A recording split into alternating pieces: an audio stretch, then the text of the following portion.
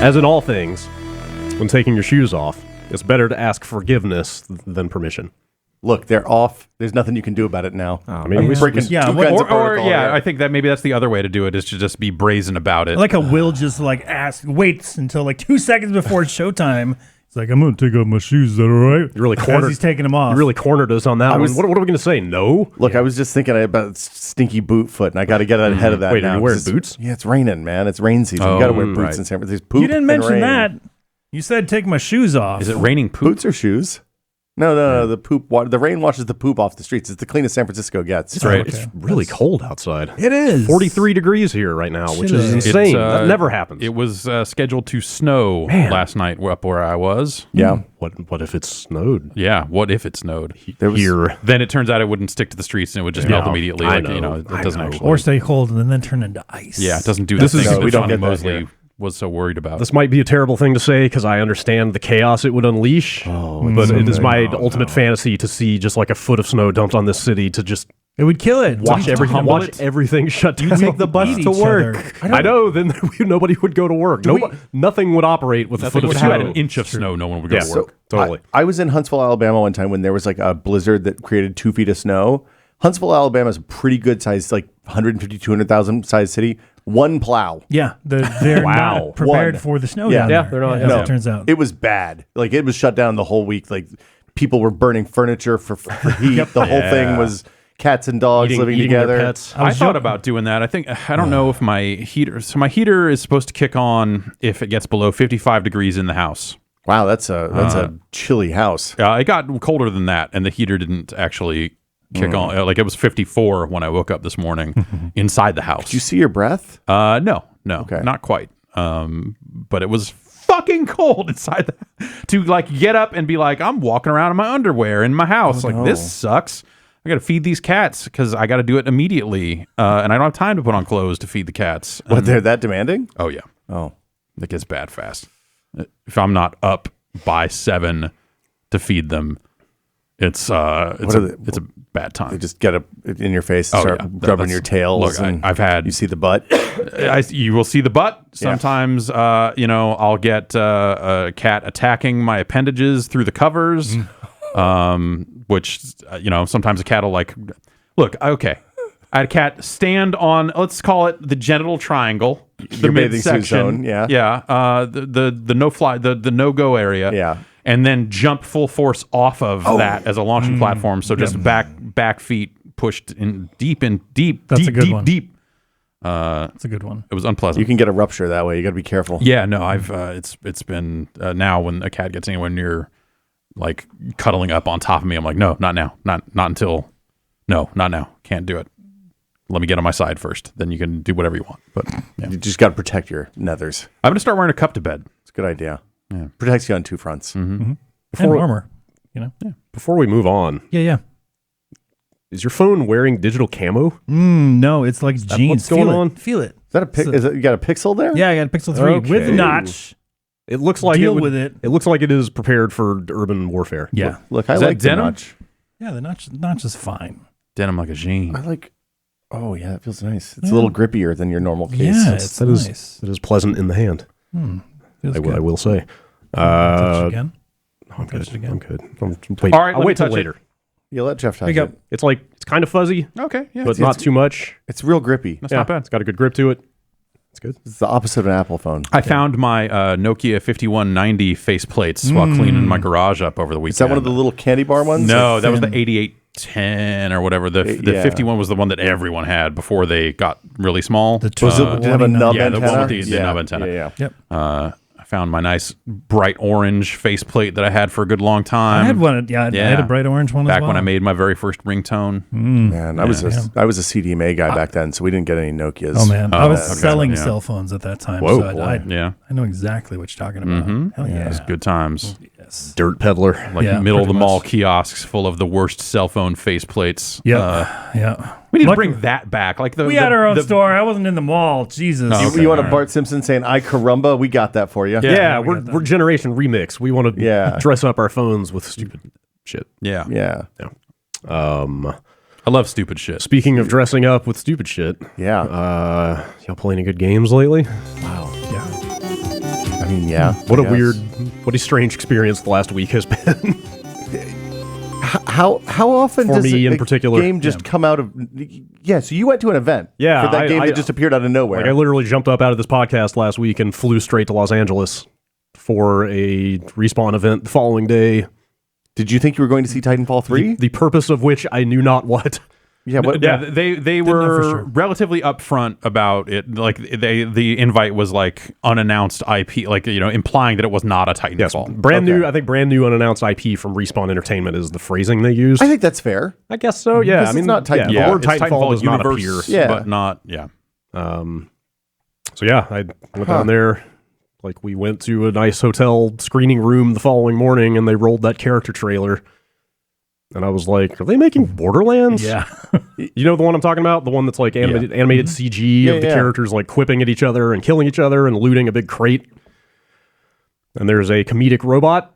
Yeah. Yeah, I was like, "What is this?" But then they showed the big info dump video or the gameplay trailer right after that, and I was like, "Oh, okay." Is that the thing What they are rolled these? yesterday at noon that was like, They- here's it what was- this game is? The You got- succession of trailers they rolled for 20 minutes yesterday is exactly what we saw. Okay. So by the end of that 20 minutes, I was like, all right, they're making a battle royale. Like, They know how to make fun shooters. I want to try this. Yeah. in terms of information dump, they did like that 20 minute thing yesterday basically told me everything I needed to know about the game to be like, oh yeah, okay, this is the thing I'll try. I'm into this. That video where they just run through every unique feature Yeah. that other battle royales don't have was perfect way to convey what that game is. And then I spent a day playing the game and had a lot of fun with it. And then like 10 minutes before I walked out the door, they PR casually mentioned, oh yeah, we're having a bunch of influencers in tomorrow to see it. And I was like, huh, Well, interesting. And then Brad got back and said, "We need to record this right now because Yeah. this game's going to leak and Yeah. they might change the Yeah, embargo." I was like, we gotta get this video in the can in case they move the embargo up because there is no way we're making it to Monday without this leaking. And let's see. I think I played Titanfall 2's Horde mode last week during PUBG downtime. So I saw you mention that you had been playing Titanfall 2, and I was like, does he know something? What's going on? No, dude, when Titanfall 2 was on sale at Christmas, I bought it from my friends that I play games with most yeah, nights. yeah. Because a few of them didn't have it, and I was like, we should play this Horde mode because I didn't know this Horde mode existed. And I want to play the Horde mode because Titanfall 2 is dope, and it was just a weird coincidence. Yeah. Okay. I didn't know anything.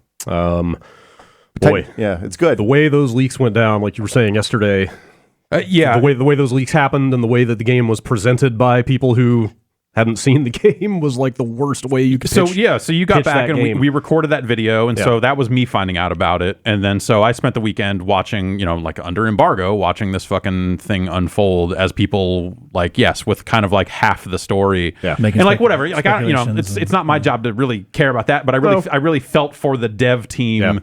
As like watching people boil the game down to no wall running, no Titans, as like the thing they were saying is like, well, fuck that. Well, and then like knowing that what the game is going, like actually, if you took that map and that style and dropped Titans and wall running into it as is, it would not be like, I see why they wouldn't do it. And also knowing that they are like have season plans and all this other stuff, like if the game does well, Titans happen at some point. Or- Like at some point they're like season 4 Titans. Yeah. Or this paves the way for an audience for Titanfall 3, which is the thing. Or Maybe. like, there's an argument to be made that if they build a big base for this, then they can make a Titan version of the Battle Royale. Yeah, mode. and sure. The, Yeah, the sure. other story, not to just we'll get into news a little bit here too, I guess. But the story's going around about like, hey, Titanfall 3 was in development and it kind of pivoted into this and all that. I want to play another Titanfall game as much as more than most people, but actually, I think when I look at the shooter landscape right now, and I look at where Call of Duty is at, and I look at where Battlefield is at, like the non-battle royale shooters, competitive multiplayer shooters, there has to be some more space. Yeah. I think also like Titanfall probably like they need a larger tech overhaul. I think like Yeah. It's Source Engine. This game's still Source Yeah, Engine. it's the isn't same it? tech. I mean, Yeah. they've gutted and replaced Yeah. tons of it, but yes, it's the same. I think before I would want a Titanfall 3, I think like I would want a little more time now. And knowing that they're not making it actually, I think is all right. Because I think Apex actually is pretty good.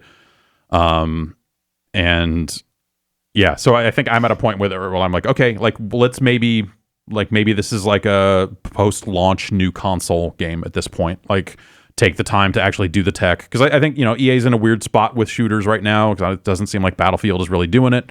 So I think that paves the way for a Titanfall sequel in a way that maybe it didn't have last time out, when they launched it right. But they tried to basically like put it in there to fuck up Call of Duty's launch and right between the Battlefield launch, and just didn't have a chance to catch on, even though it was the best of those 3 games the year it came out. That should have been like a February, March release. Probably. It should have been, or a summer release. Anytime other than something then. where it can stand on its own and not get trampled by these bigger names. It needed air. It needed a lot of air, and it didn't get it wedged in between Battlefield 1 and I think Infinite Warfare or something. I guess it was Infinite. Well, or the one before that I can't remember. Advanced Warfare, Black Ops 3. Yeah, they're less interesting ones. A completely memorable Call of Duty. Yes. It's weird because to hear the director tell it from when I talked to him, it did not sound like Titanfall 3 was ever in anything like full production or even close to it. Right. Like he said this grew out of like they started prototyping new gameplay ideas immediately after 2. And that's how they came to this. And that's how they came to Titanfall 2 as well. There was a lot of like, we made a bunch of little gameplay boxes of like, hey, here's a cool idea, here's a cool idea, here's a cool idea, and then formed that up into Titanfall 2 and the campaign. So he said one of the cool ideas post 2 in prep for, I guess, 3 was one of their designers just made the biggest map their engine would support, and they just got as many people in there as they could and started trying stuff, and they were like, okay, there's something here. Yeah. We're going to keep going with this. So it's kind of amazing that they got Source to do what seems like a seamless load. Like, I've not seen any texture pop in or anything on that thing on PC. Well, one of the developers said that getting the map that big and the player count that high in Source was like maybe the hardest part of the project. Like, you'll see some pop in on, I've only played really on PS4, and you'll definitely see like some level of detail, like get close to a building and like, oh, these features just popped onto the building. On like that. Pro or non-pro? Okay. On Pro, yeah. There's a tiny little bit of that on PC, but not nearly as bad. Well, and it seems like they walled off the kind of discrete areas pretty well. Like, there's pretty big walls over now that you mention big it, chunks of the map. Now that you mention it, there's not really line of sight from one location into another. Well, I mean, we had a couple of fights that were like 300, 400 yards yesterday when you and I were playing with Pasquale. But like that was like you can see a guy, not necessarily that you're going to engage with him at that distance, which feels huge for Source. I think I'm going to stop taking shots at people that are that far away because I don't know that I've ever hit anybody. so I've been actually like landing like hits at a greater distance. Like I think I've had more success with a sniper rifle in one day in Apex Legends than I have in every other Battle Royale game combined. Yeah, so I'll say the snipers seem fine. The problem I'm having is most of the ARs seem to have a single shot mode. Yeah. But anytime I've gone to the single round mode on an AR, even with a nice scope, I can't hit shit. Huh. So I think there's ranges. But I guess those guns right? maybe just aren't intended to be used that way. Even though you can put like a 4 or 6x scope on there. The sniper scopes are all like 6 to 8. Maybe 4 to 8 variables. Maybe the AR. Okay. Yeah. Maybe the AR is 6 is there's a flat 6 and there's a 4 to 8. Okay. There's a 4 to 8. I think there's an 8 too. Okay, so maybe the AR is top out at 4 then. So maybe those just are not intended to be used the way I'm trying to use them. Yeah, like the place I'm using the AR is with the like the variable hollow. It's like 1 to 3x or something. That one seems pretty good for like, hey, you can tap a far out. The thing I'm having trouble with is in PUBG and in Black Ops, you can kind of single shot out while you're in auto. Right. So you can just really tap, do really a light tap and yeah. get like tap, and that I'm having a hard time with because the rate of fire on most of these is pretty high. But I've like the light sniper, especially whatever the G9 Scout or whatever that is. Yeah. The one that uses light ammo. I've used like that, and I've used a triple take. I haven't found a Kraber yet, which I think I haven't seen that one either. I think it's a heavy sniper. That's the heavy sniper. Yeah, I haven't seen that one. That's the only one I haven't seen. The triple take's good, but the like you have to like getting the ballistics model in your head is important because you only get 2 or 3 shots with that before you have to reload. Yeah. That G9 you can kind of plink away at them, and a headshot still crits and takes out all their armor, and 2 will knock them. So it's neat. I mean, I wasn't at all expecting this. Yeah, let's step back and kind of look at the big picture of the game. It's really the like streamlining and quality of life features that make this game what it is to me. Like I feel like there's like a dozen things this thing is doing that when you look at it, you're like, oh, why has nobody else done that in the genre? Well, so I think there's some of the stuff that they're doing are them coming up with different solutions than the Call of Duty team did for Blackout. Where they, well, on the Blackout side, they said, well, we're going to find a way to have this quick version of the inventory menu for quick management of that stuff. Apex Legends does in tooltips and stuff like that, and smart ideas about like, okay, you already have a better thing, you can't pick this other thing up. You've already got this. You've already got this. It's like when you're picking up an item, if you're replacing it, equipping it, all that other stuff because of the pop-ups. And then you can actually turn the pop-ups down to like the simplified. Really? Yeah. So I think once you get comfortable with like knowing how all that stuff works, you can probably just turn it down to simplified and then not have it take up as much of your view when you walk up on an item.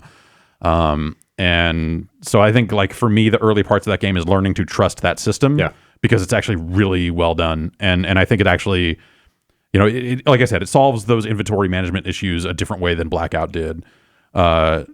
In a smarter way, I think, because you can just kind of leave it and trust that it's doing what you want it to do. Yeah, I think the one time I've ever had to manually juggle attachments is just swapping scopes between guns. Yeah, and that's like a button. You go into the menu and hit a button. Well, or you can, on the PC, you can just drag. You can click it or drag it or whatever. You can also just right-click them on the PC and they'll just swap. Yeah, exactly. So there's no dragging involved. You just go up there and hit transfer and it goes pop, pop, and goes over to the other gun. It's a split second. Yeah, it's fantastic. So the only thing I don't like in the inventory is that there's no way to just stand on top of a pile of shit and hit tab or whatever to see like the ground pile or the body pile and the stuff you have. And just drag it over real fast. Yeah. But that's like for a console-ized PC version of the Battle Royale, they've done a really good job. I can see that they could just transplant the interface when you loot a crate over to like an area kind of thing and do the same thing, like that would work. But it's like the stuff that they streamlined. So like some of the stuff, a lot of the stuff's the same. There's a circle. You drop. 60 players, 3-person squads. Yeah, squad only. There's no solo, which initially that was a really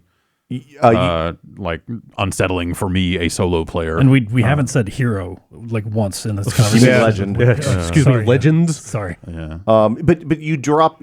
So you have powers that are integral to your character, but you don't drop with guns. It's not like you're Overwatch and you're playing Diva and you drop with your mech and your shotgun thing. You have to land and still scrounge for guns, and that's an important early part of the game. Totally. Like and it seems like in that order, like how distinctive are these classes? Like in the early game, pretty.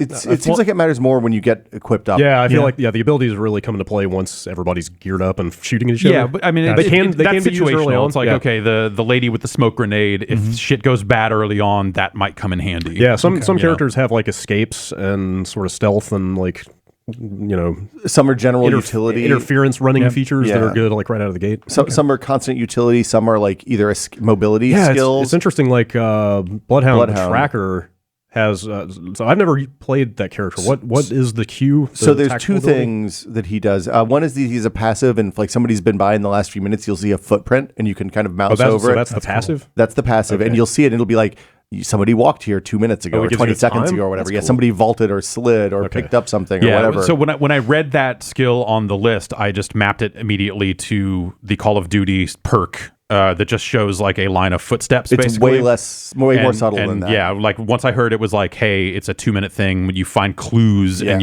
you can ping them and get like that type of information. I was like, oh, actually that character does sound pretty cool.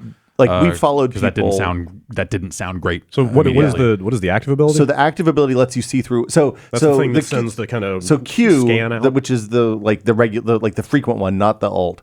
You can hit and it shows you where people are at the moment you trigger it, and then once they move, then like their shadows, kind of a last known position. It's last known good. Okay. Yeah. Okay. So that one's interesting because with that character, like you and a couple other people I've played with have all said like, hey, I'm hitting my Q every time it's off cooldown. Like, every single time you can get that info, you should. Makes sense. But then there are characters like the most basic healer just has a heal bot that you can drop that just heals everybody in an AoE. And like that one, stuff like that, you want to hang on to until you really need it. Right. So the characters vary a lot. But that one's really good for like if you're in a sniper fight across a canyon or something from somebody, you just pop it out when the bot's in cover and you can peek and you can take some hits. Also, a lot of the cooldowns on the regular active ability and the ult vary a lot between characters. Like some of them charge super fast. Like the robot grappling hook, I 10 seconds is or like something. an immediate cooldown. Cool. And some of them take a couple minutes. Yeah. The ults are usually, it seems like somewhere between 2 and 5 minutes, I think, depending on how powerful they are. Like the zip line seems like that one's up pretty frequently. Wraith's the robot like portal ability. That one charges like by the time I'm done looting the first phase, she's got her ult. Yeah, same thing for the grapple. Yeah. The mobility ones seem to go fast. The things like the airstrikes are pretty slow. Yeah. It's interesting. Like I watched somebody use that smoke for Barricade. Is that her name? Bangalore.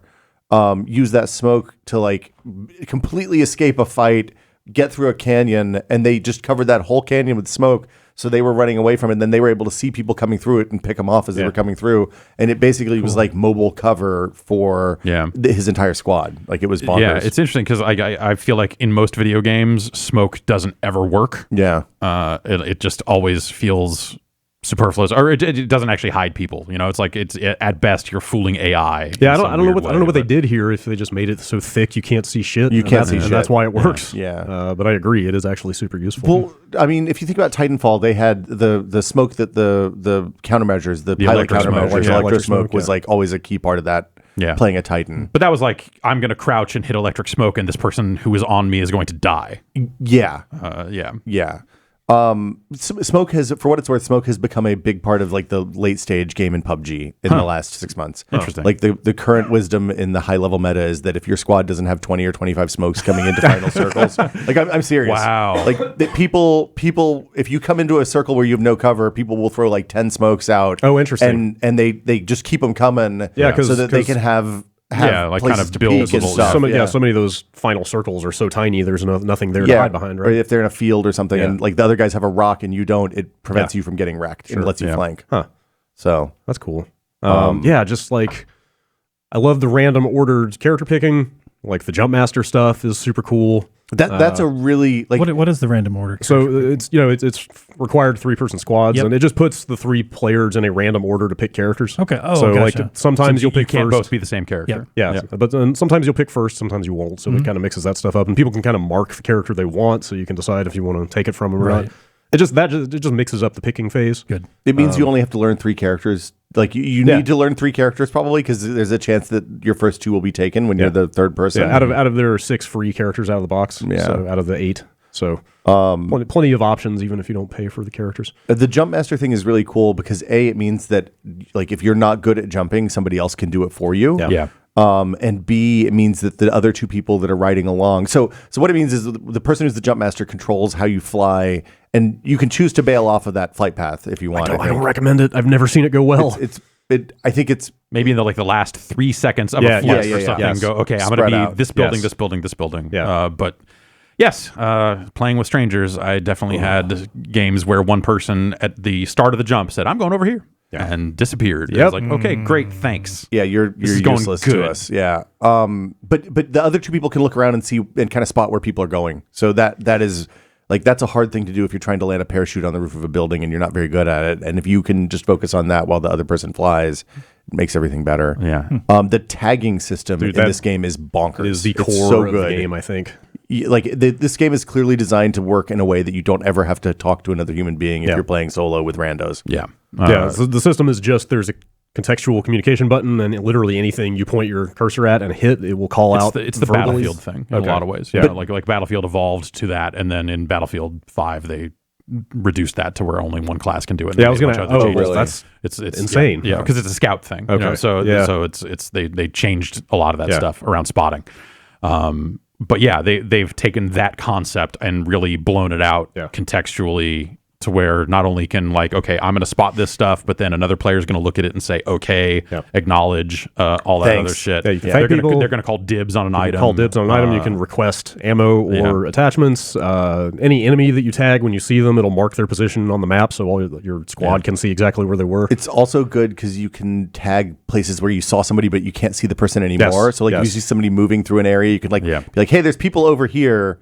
But hey, like if in Battlefield, at least the last time I played a Battlefield, you couldn't tag them if you couldn't actually see the body. So yeah, it was definitely like you have to hit the button while aiming at them, and the voice call out and I think the icon are different when you don't actually tag them, so people know like they saw a person or they think somebody's over there. Like it's very granular or very detailed. Yeah, and then there's like kind of general use ones that I thought were kind of cool. Like you can say somebody's been here, which was like, okay, I see these open chests. Like the other 2 players on my team are overlooting someone else. These weren't my work. Hey, be careful. This is someone has opened. I mean, these you chests can point at chests and say like, hey, supply chest over here. Yeah. If you're being shot at, you can mash H and it just does a voice call out in game that's like, hey, somebody's shooting at me, but I'm not sure where from. So it actually got more detailed than that last night. We got into a fight across a big area with snipers, and it gave me that hit H to do a call out or a warning thing, and my character called out, hey, there are snipers zeroing on us. Oh, that's awesome. Like it actually called out like what type of weapon they were using on Is us. H the R1 equivalent, do you think? No, I it's don't middle know. mouse on PC, so H is different.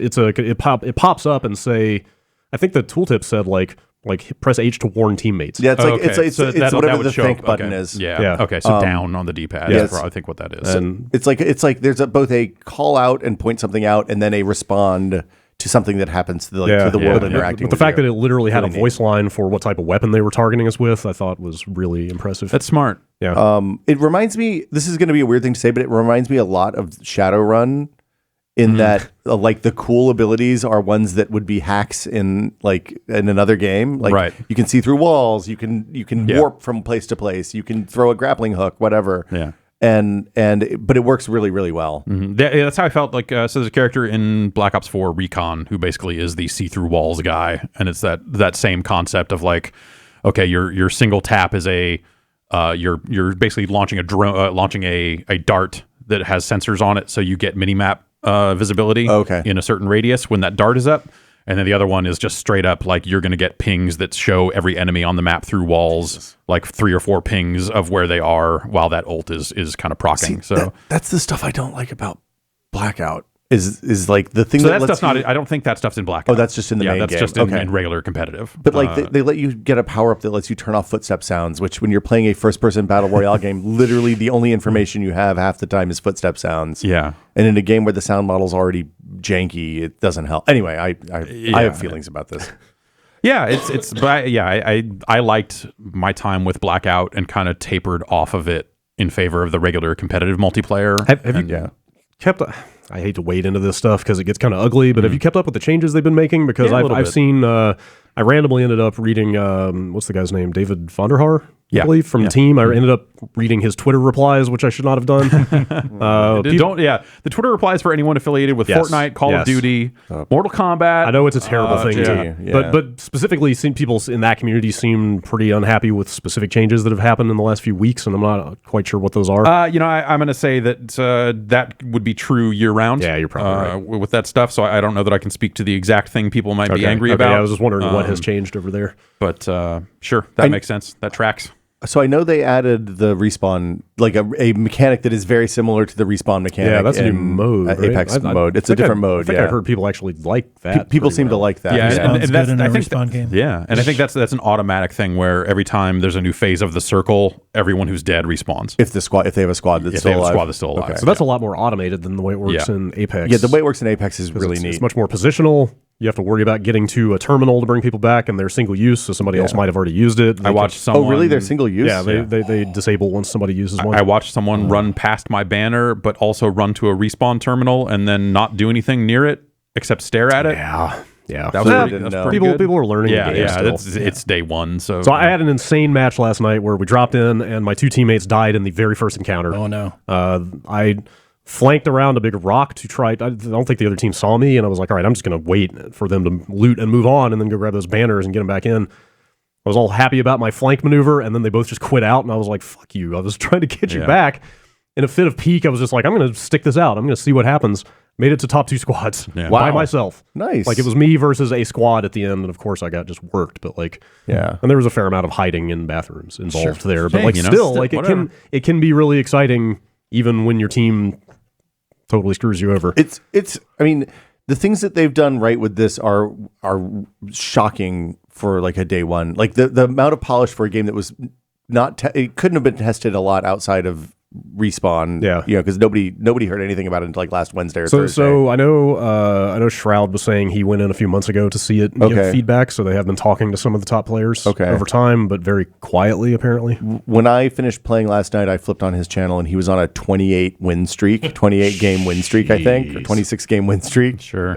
Man. With 60,000 people watching. So like he was Yeah, like I CNN levels. I saw of- he hit 100K viewers at one point. Yeah, it's very much his like it is very much a person who played Counter-Strike and is good at Counter-Strike because it's real fast and it's real headshot. So that's like I love the way the game shoots. Like the feel of the shooting is good, but the biggest problem I'm having, and I don't know how much it's a problem with the game and how much it's a problem with me, is I'm just having a hard time dropping people. Like, especially as the match progresses and people get higher tier armor. Yeah. Like, you have to put a lot of shots on people to bring them down, and I'm not necessarily good enough to do that. It's like I snuck up on a guy the last game that Ben and I played last night. I snuck up on a guy, got right up behind him. He didn't know I was there. He was sniping somebody across the map, and I dumped a full mag of SMG ammo into him. And then he turned around and one-shotted me with a shotgun. Ouch. And I was just like, well, that was great. That's weird. Yeah.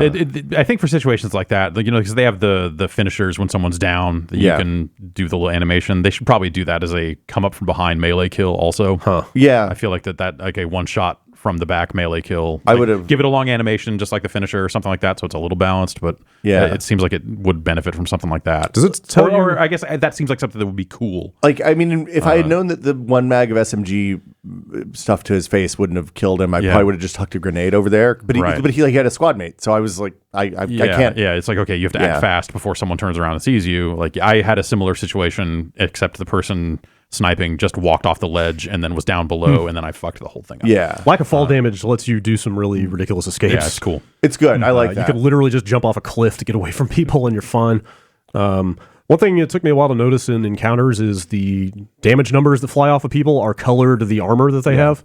Oh. So if you see purple numbers flying off, you know they have a high level shield that you need to really wear down. And do the high level shields just have more HP, More or bars, do they do more damage reduction so too? the gray shields have 2 segments of shield, blue have 3, and purple have 4. But I thought that the purple might also have some damage reduction. I'm not positive. It might. I know that helmets are a damage reduction thing. Yeah. Okay. So maybe it's that then. So the other thing, one of the things I really think is neat that I haven't seen in a battle royale yet is that the shields, both health and shields, can recharge. So your armor gives you a shield. It's not a consumable like it is in PUBG or Fortnite or whatever, where you get. Actually, it probably is not a consumable in Fortnite because you have those potions too. Yeah. But in Blops, it's a consumable. Like once your armor gets ground down, you don't have any armor anymore. And so they added in Blackout, they added you find armor pieces that you can use like a health kit to repair your existing armor. Oh, that's good. Because armor was rare. Yeah. They added that. Okay. I like that a lot. I think that's a good system. Like it's neat. It means that you're not constantly scrounging for armor after every fight. Yeah. Or trying to make decisions like, is this like full level 1 better than my fucked up level 3? Yeah. And like at some point it's a math problem that I just don't have time to learn. I find it really weird that you can't see what kind of armor somebody has without hitting them. Like in PUBG, you often will see like a dude with full level 3 armor and a sniper rifle coming at you. You're like, I might wait until he's real close to shoot at him because he's going to have a big advantage if I shoot him in the field and he has an 8x and I don't. Right. Yeah, that's a good point. But yeah, the fact that you have to plink away at him and see some numbers come up to see what kind of armor they have is I mean, it's part of the nature of the character. Yeah, but maybe they need a glow. Yeah. You know, they could have a shield glow that's colored or like you put your crosshair on them and they get a little highlight or whatever. That would be nice for me. While you nerds are talking about numbers, I want to hear about the important stuff. How are the dances? No dances. No dances. No emotes. Okay. The only dance you do is when you rip somebody's heart out or throw a knife at them. The only like custom animations you can buy and equip are execution. So no, that's not. There are the player cards. Like all of the legendary player cards are animations. Yeah, but those are out of game. I'm talking about the actual characters. But they do pop up after you get killed. Okay, and they show up on the load screen too, don't they? Like once you select your class? There's intro lines of dialogue, but then it's that player card you're customizing an animation on there at the higher tiers of it that are. I heard the quips that is kind of the dance. That sounds fun. Can you fire when you're on the zip line? Yes. Good. And you can fire when you're coming off the zip line. Also, you can go up zip lines. Like you have a little mechanical doohickey that you snap on there, and then you can fly up zip lines. It's super fun. Last night. It was really good. That sounds good. It was fucking like just boom, boom, boom, right, and then he fell down a canyon. That sounds real good. That sounds great. I felt bad for him. I'm curious. Yeah, I mean, like they've been out saying that they've had over 1 million people try the game in the first 8 hours, and that it's been growing from there. It was at like 300,000 Twitch viewers this morning when I left. It's hard for me to like. It's hard to know. Like early Twitch numbers are often like sponsored streamers, and once those guys move on, will the players still be there? None of the people they paid to play it were playing it this morning. Ninja was playing it, but other than that, it was people I'd never heard of. So. Okay. But I mean, again, it's like the first day of a surprise game. There's that too. Give it a couple weeks to see if it sticks around. Like the business story is probably like, hey, that's a great launch. Yeah. Are any of those people spending money? Yeah. What's the conversion rate? All the other fucking. Where are the whales? Bring me the whales. Well, I bought the starter for that. God damn it. Did you see they put out? I bought like almost everything you could buy in Titanfall 2. Okay. Because I was like, still, yeah. they're still putting new stuff out. Dude, I went through those microtransactions this weekend when I reinstalled Titanfall 2, and holy shit, there's a ton of lot costumes of and all that cosmetics stuff. in there. Like I went to multiple Targets to find fucking the right fucking chips. Oh yeah, I remember that. And all that shit, because I liked Titanfall 2 and knew that, like, in my heart of hearts, it was like, okay, it's up against these two much larger games. Yeah. I want to support this game. I think the people that make it are doing good shit, so I fucking bought it all. I mean, I played a lot of Titanfall 2. I played Titanfall 2 until there weren't enough people to play Titanfall 2 with anymore. Yeah. On PC. Yeah, I heard it's pretty dead on PC. I was able to get into a Totally. There There were console. It's quickly still, I on bet right PS4. now, Right actually, now there's probably more people in there too. I went to the Titanfall Reddit this morning just to see what they thought about the new game, and those people, they're not happy about it. They're Yeah, and they that's want- the they thing, want like, free. That was when the we were stuff- recording the video. Like, I knew walking out of that room, I was like, some people are going to be fucking pissed. Yeah. And also, some people are going to be stacked against it out of the. I mean, you think about it. It's like, okay, EA, and they said it themselves. There's a quote in that. Yeah, I'm just Kotaku gonna article. pull that. EA, It's we just got like, loot okay, boxes, yeah, we EA got- game with loot boxes, even though they're publishing the drop rates of the loot boxes. Yeah. Like all that. And it's other- all it's only cosmetics. It's all cosmetics, free to play. Yeah. It's a battle royale game. Like, of course, there's a lot of checks in that column of people going like, oh, well, fuck this. It sounds like that's why they went with the fuck this column. secret release was just like, hey, let's not give people time to build a narrative against us. I mean, Let's just put the game out. They gave them a weekend. I mean, Well, those leaks probably didn't do any good, but it seems like at least people tried the game and are liking it. So. I don't see a lot of people complaining at this point. I think the number of people that are tuned in enough to like games news to know that this was coming, to find out that this was coming on Friday versus like, holy shit, there's a free game that it's made by the Titanfall people that made Call of Duty, and that sounds fun. Like, I think that ratio is pretty good in the Respawn favor. You're probably right. But yeah, no, I think people that wanted Titanfall 3, like whatever, I want Titanfall 3. I still want Titanfall 3. But also, I think that I get it in terms of like. I don't think that if Titanfall 3 came out this holiday season, I don't know that it would be enough time for it to do markedly better than Titanfall 2 did, just because of where Call of Duty is going, and even like I think Black Ops 4 is a fucking great game, but like it's getting harder to fill matches on on PS4 in the main game. Yeah. Oh wow. I saw and like the queue times are taking longer for Blackout and stuff. Yeah, they had to do the Blackout beta, or they had to do the free to play weekend or week for Blackout, and they're doing stuff around Black Ops 4 that says, hey, this is a little, like, retention is a little soft. Yeah. I mean, the same thing for Battlefield, frankly. Battlefield was on sale earlier than I've ever seen Battlefield on sale this year. And so, like, in the wake of that, like, don't put Titanfall 3 out in this environment, like, unless you're making dramatic changes, because it's getting clear that, like, this type of shooter is not retaining players, whether that's due to battle royales or whatever. Yeah.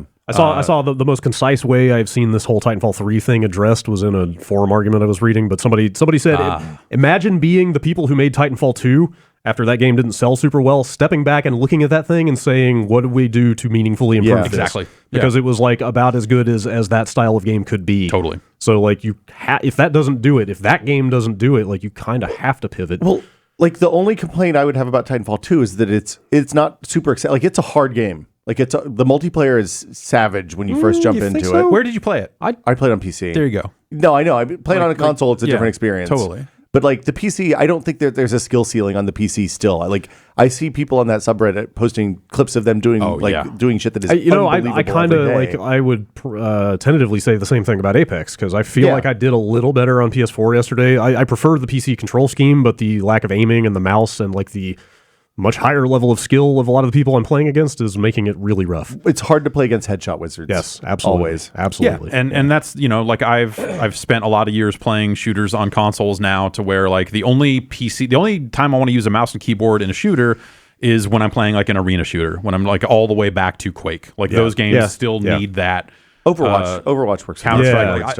I don't play any Overwatch anymore, but I would probably buy it on, like I did buy it on PC, but I think if I were to pick it back up, I would probably pick it up on console. Yeah, like the Doom 2016 campaign I played with mouse and keyboard, like that's exactly. I played that game with a mouse and keyboard. That was probably the last like modern shooter I played that way. But like campaigns and stuff like that makes sense. But like competitive games where you've got people that have spent, like much of the last 5 years, 10 years, however long I've been playing those shooters on consoles, you have people that were fucking sticking with mouse and keyboard and getting even better and I'm wondering if that's ultimately going to break the PC version for me. I hope that there's some kind of ladder system that's going to shake everyone's relative skill levels out. When I think about like Call of Duty, like they did work to make sure that like that PC port is probably better than the Call of Duty PC ports have been for some time. Probably since like Modern Blops 1 or Modern Warfare 3 or something like that. Yeah. You know, the player counts there are even softer than they are in console because that's a console game now. Like Call of Duty is a console franchise. That's just how it is. I think Battlefield is still probably lean PC,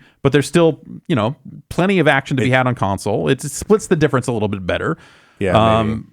But like when I think about Titanfall, that's a console game. The same way Call of Duty is. Like, yes, you can play it on PC. The controls are all there. It fucking handles great.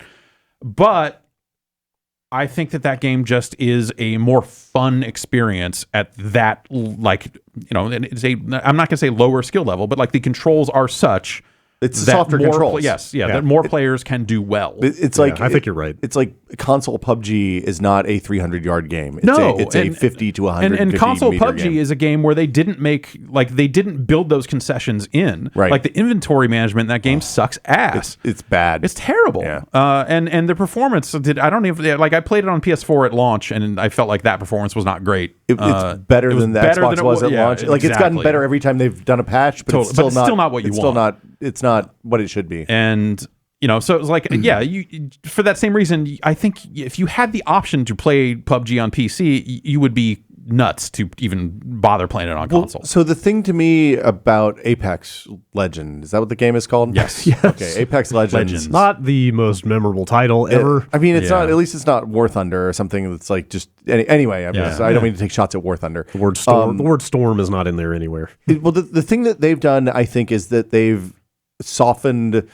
Like the sound, I think their sound model, which is important for a first-person battle royale game, super important, is rides somewhere between Blackout and PUBG, right? Like PUBG is the gold standard, I think, on that stuff, and Blops is still a hot mess. The last time I played a month ago, but this like is accurate. I only had, I think, one time when somebody found some material that doesn't make a footstep sound and snuck up behind me and shot me in the head, which is like those are bugs. That's stuff they'll fix. Right. It seems pretty good. Like when you hear shots, you can tell generally where they're coming from, which is the important thing. When you hear footsteps, you can tell, oh, they're on my right, they're on my left, they're above me, they're below me. But like, by the same token, like I downloaded Apex for PC, but have not played it. But I get the same impression that like that's probably a game I'm gonna want to play exclusively on consoles. I think that it's going to be a different. I think the meta on the console and the PC version is going to be different. Yeah, I can see that. My guess is encounter ranges and just like like the but also I guess they got really low recoil and like I said, I'm playing on PS4 and I've done better with sniper rifles there than I have with just about any sniper rifle. So. Yeah, the sniper rifles have a little bit of a ballistics model. It seems like the ARs and the SMGs don't. Like when you're at range, like there's a little bit of a lob. Like you can lob up over a railing a little bit, just a touch. Yeah. The SMGs seem really, really weak at close range, and the shotguns seem like god tier early on. I like Titanfall 2. It's a pretty fucking good shotgun. Yeah, it's a good shotgun. Yeah. It's like Halo 2 good. Has any other battle royale done the kind of loot style aspect of the weapons in this game and the gear? I mean, there's the kind of gray, blue, purple, just rarity, like quality stuff. Yeah. But then the gold weapons, have you guys found and armor? Blackout has like those have got some kind of wild perks on them. I picked up Borderlands style perks. Yeah, like I picked up a gold knockdown shield yesterday that allowed me to self revive. One time. I self revive once and then the ability is expended. I picked up. I want to say so. Did you get that out of a crate? Or was it out of one of those ticks? It was on the loot barge, actually. Okay. Which I typically have found the loot barge to suck a lot. But it's good if you want to get in a punch fight. Like, yeah, sure. But like also it's really a guy off also of it's really nice. It was great. It's really fun to just aim your drop and finesse it to land on the deck of that thing. But I think that's a cool concept. I think twice I have found. So I think that's where I got that gold knockdown shield, and I also got gold armor that I died instantly, but I want to say it would recharge a bar of shield every time you got a kill. That's what I got a helmet that did that once. Yeah, that like was it's some cool perks like that. Some almost like MMO-ish or RPG-ish kind of extra stuff on there. It's a little Borderlandsy. Yeah, which I thought was super cool. It's a neat idea. Yeah. I was gonna say I like the I just generally like the way they handle it. Like The way they do ammo is interesting. So shotguns all use shotgun ammo, but then the bullet guns have either light, heavy, or energy ammo. Yeah. And like that seems to go across class. It's not like heavy ammos for ARs and light ammos for SMGs. Like there's a heavy SMG, there's a heavy sniper. Yeah. So you can. It seems like there's a gun. It seems like instead of making a good gun and good guns and bad guns, they've done the thing where like there's guns that are situationally good, and you want to have like a mix of a close range and a long range, or a mid and a close, or whatever. Yeah. Which seems compelling. Yeah. Smart. Yeah. It's I think they've really launched with something like it's a really solid foundation. Yeah, it really is. And I want to see where they go with it. Servers were reliable all day yesterday, which was shocking for free to play. That's very little issue. Yeah. I think they posted that there was like a 10-minute downtime on console. Yeah, I saw that post. Yeah, they're also soliciting feedback on like places like Reddit about like gun balance and gun feel and shooting mechanics and stuff. So hopefully they are open to tweaking that stuff. See. You know, I think that's the thing that Fortnite changed for everybody in the live game world, I think, or at least in the Battle Royale world, is that whole like rapid response concept of like you got to be on top of it. You got to be fucking... You got to talk about your stop shit. for nothing. Yeah, you got to talk about your shit. You got to talk openly about the shit you're changing and why. Yeah. And you got to like fucking make changes and then unmake those changes if you fuck it up. Like, you know, Fortnite was able to get away with. They rolled out some bad shit here and there that they were like, I guess we should have. Sorry about that. This was fun, but you're right. A sword that lets you kill 50 people in the game, maybe not the best idea. Who knew? But also badass. Yeah. Like it's a funny mistake right up until it ruins like 5 of your games in a row. Yeah. And you know, they unroll it. They're willing to go like, yeah, you're right. We just need to get this out of here, and then you know maybe we'll revisit it in a year or something. Did you guys see this roadmap they put out yesterday? Like I saw a lot of people kind of praising this transparency. What is? I saw the picture, but I didn't know what any of it meant. They're doing seasons like every game does. Yeah. But they just put out the dates for all the seasons and what each one like each. So it's every 3 months is a new season. There's going to be a new battle pass. New characters with each one. But Legends. it's new characters, weapons, and loot every 3 months in the game basically. So like they're going to seemingly support it pretty well. I'm interested. Like new characters next month, basically, which is kind of exciting. Like right now, it feels like there needs to be more. Like it feels like there's some gaps in the legends. Like it feels like there's definitely an optimal team that involves like Bloodhound, the zipline guy, and the tank guy. Yeah, like it feels like there needs to be a few more of the kind of tank and damage classes, maybe. And like decoy guy doesn't seem. Decoy guy seems shitty. Yeah, seems like nobody's going to use him at high level. And like Fart Man seems great. Yeah, the gas guy. Oh yeah, because I haven't seen anyone use it. He's one of the paid characters. So but like you set those canisters down, right? And then you can shoot them to blow them traps. Up. That's the frequent one. Yeah, the large one is just big. Just makes them all blow up at once and blows up a big gas cloud too. That thing hurts. It fucks you up. You die to it pretty fast. Well, I don't know that I've seen one. He can also see you through it. So like if you're stuck in the cloud and you can't see him, he can just plink away at you until you're dead. It's rough. Yeah, that just seems like such a situational, or like that's the only if you're playing that character, you are playing a very fucking slow moving game. Which in a game, I like the communication is good, but I feel like the communication is not great at saying like, hey, let's hang out here, and convincing other players that that's the right move. Yeah, like that's that's where some of that stuff starts to break down, and you should play with friends. My guess is that's a locked class that you play with your friends. That's why it's a locked class, is because you want to play that with your friends. Because like he needs to hold choke points and not like buildings. It's interesting in the interview I did with the director of the game, which is on the site. He specifically said we really wanted to make sure we got Caustic done in time for launch because that character is the sort of test case for where we want to take the characters, or it's a test case for here's a character that's not just a straightforward soldier with an airstrike. Right. It's like this guy is traps and area denial and stuff like that. And we wanted to say here's a proof of concept of like, hey, we have bigger ideas for character roles than just like Titanfall and Call of Duty-esque piloting. And I think that makes sense if you have a lot of them. And I think right now, like him being the lone character that seems to be in that gap, like I just look at it and go like, I don't know that I'm going to necessarily spend a lot of time with that guy. I think that's again looking at high level PUBG. Like area denial in PUBG is how you win games. Right, like you keep, if you can force people to go out in the open instead of coming in to cover, then that literally is how you let other people kill them instead of them be your problem. Like, imagine how small the final circle is and having that ult to flush somebody out of the only cover they have. Like that could be huge. The final circles in this game are bonkers too. Like every time I've hit the top 5, it gets real crazy. Yeah.